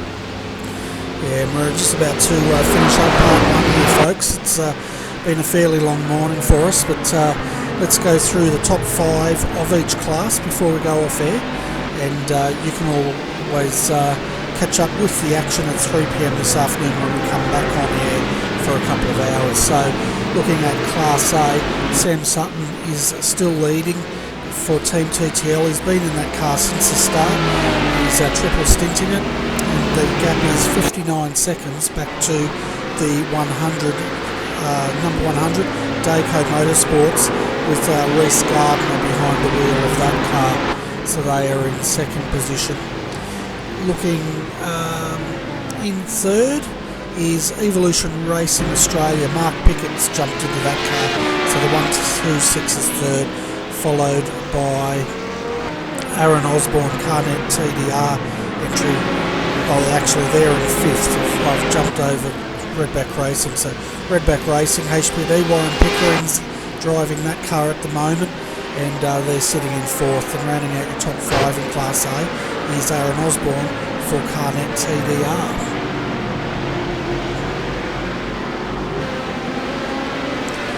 Looking at Class B, that's now being led by Synergy Sim Racing, the Boost Juice entry, with Robbie Tomei behind the wheel of that car at the moment. They're followed by the 226 Evolution Racing Australia with Blake Coppo driving that car, and then in third in class is the 223 Evolution Racing Australia with Zach Hanlon driving that car. Fourth in class is Evolution Racing Australia, the 228. Jake Blackhall still driving that car. Then rounding out your top 5 is Christian Challoner in the Blackadder Motorsport, number 266 entry. Looking at Class C, Mad Cow Racing, Frida is leading the way here. They've been leading this class all morning, and extremely strong contender, and must be said a big favourite of taking out the podium today. In second place is the 397 ANZ Motorsports at the moment. Brendan Leach is behind the wheel of that car. Justin Ruggier started in that car, so they've got that car up into second, and another very strong contender for a possible win here today in Class C. Nathan Hapatz is for Selby Racing. They're sitting in third, followed by Blackadder Motorsport, the number 367. Braith Morrow is driving that car as he brings that car into the pits as we speak, and that will be for a drive-through penalty which was issued for contact with 177. So we've had GT3 contacting HPD. And then rounding out your top 5 is the 398 ANZ Motorsports with Jared Fulsell behind the wheel of that car. So that's a wrap up, Adrian. It looks like it's just about time for us to have our lunch break, mate. Yeah, that time of the day, have a lunch break. Good to be back on the same time as you. It's been a bit of a bummer being up here in Queensland, and we're all a little bit slow, so we don't know how to wind our clocks forward or backwards, apparently. So, yeah, it's good to be on the same time zone as you now. Yeah, it certainly is, as we see Braith Morrow come back out on track, and he nearly got collected by the 100 of Dayco Motorsports. But anyway, folks, that's our part 1 of the Australian Endurance Championship done and dusted. If you want to keep up with all the action throughout the day, come back and join us at 3 p.m. That's GMT plus 10 time for our overseas viewers, and we'll be running for another 2 hours this afternoon. Then of course this evening we will be taking you through to the checkered flag, and you can catch all the action there. Then anyway, Adrian, it's been a pleasure having you up here once again, and no doubt you'll be back at 3 p.m. this afternoon. Yeah, mate, I'll be back as long as the internet holds out, which I hope it does. Otherwise, like I said, someone's going to get a phone call and I won't be polite about it. But yeah, no, I'll be back here, mate, and help you call this fantastic race once again. Fantastic. Well, anyway, folks, we'd like to bid you a good morning, and thanks for joining us here on RRTV, and we look forward to your company again at 3 p.m. this afternoon.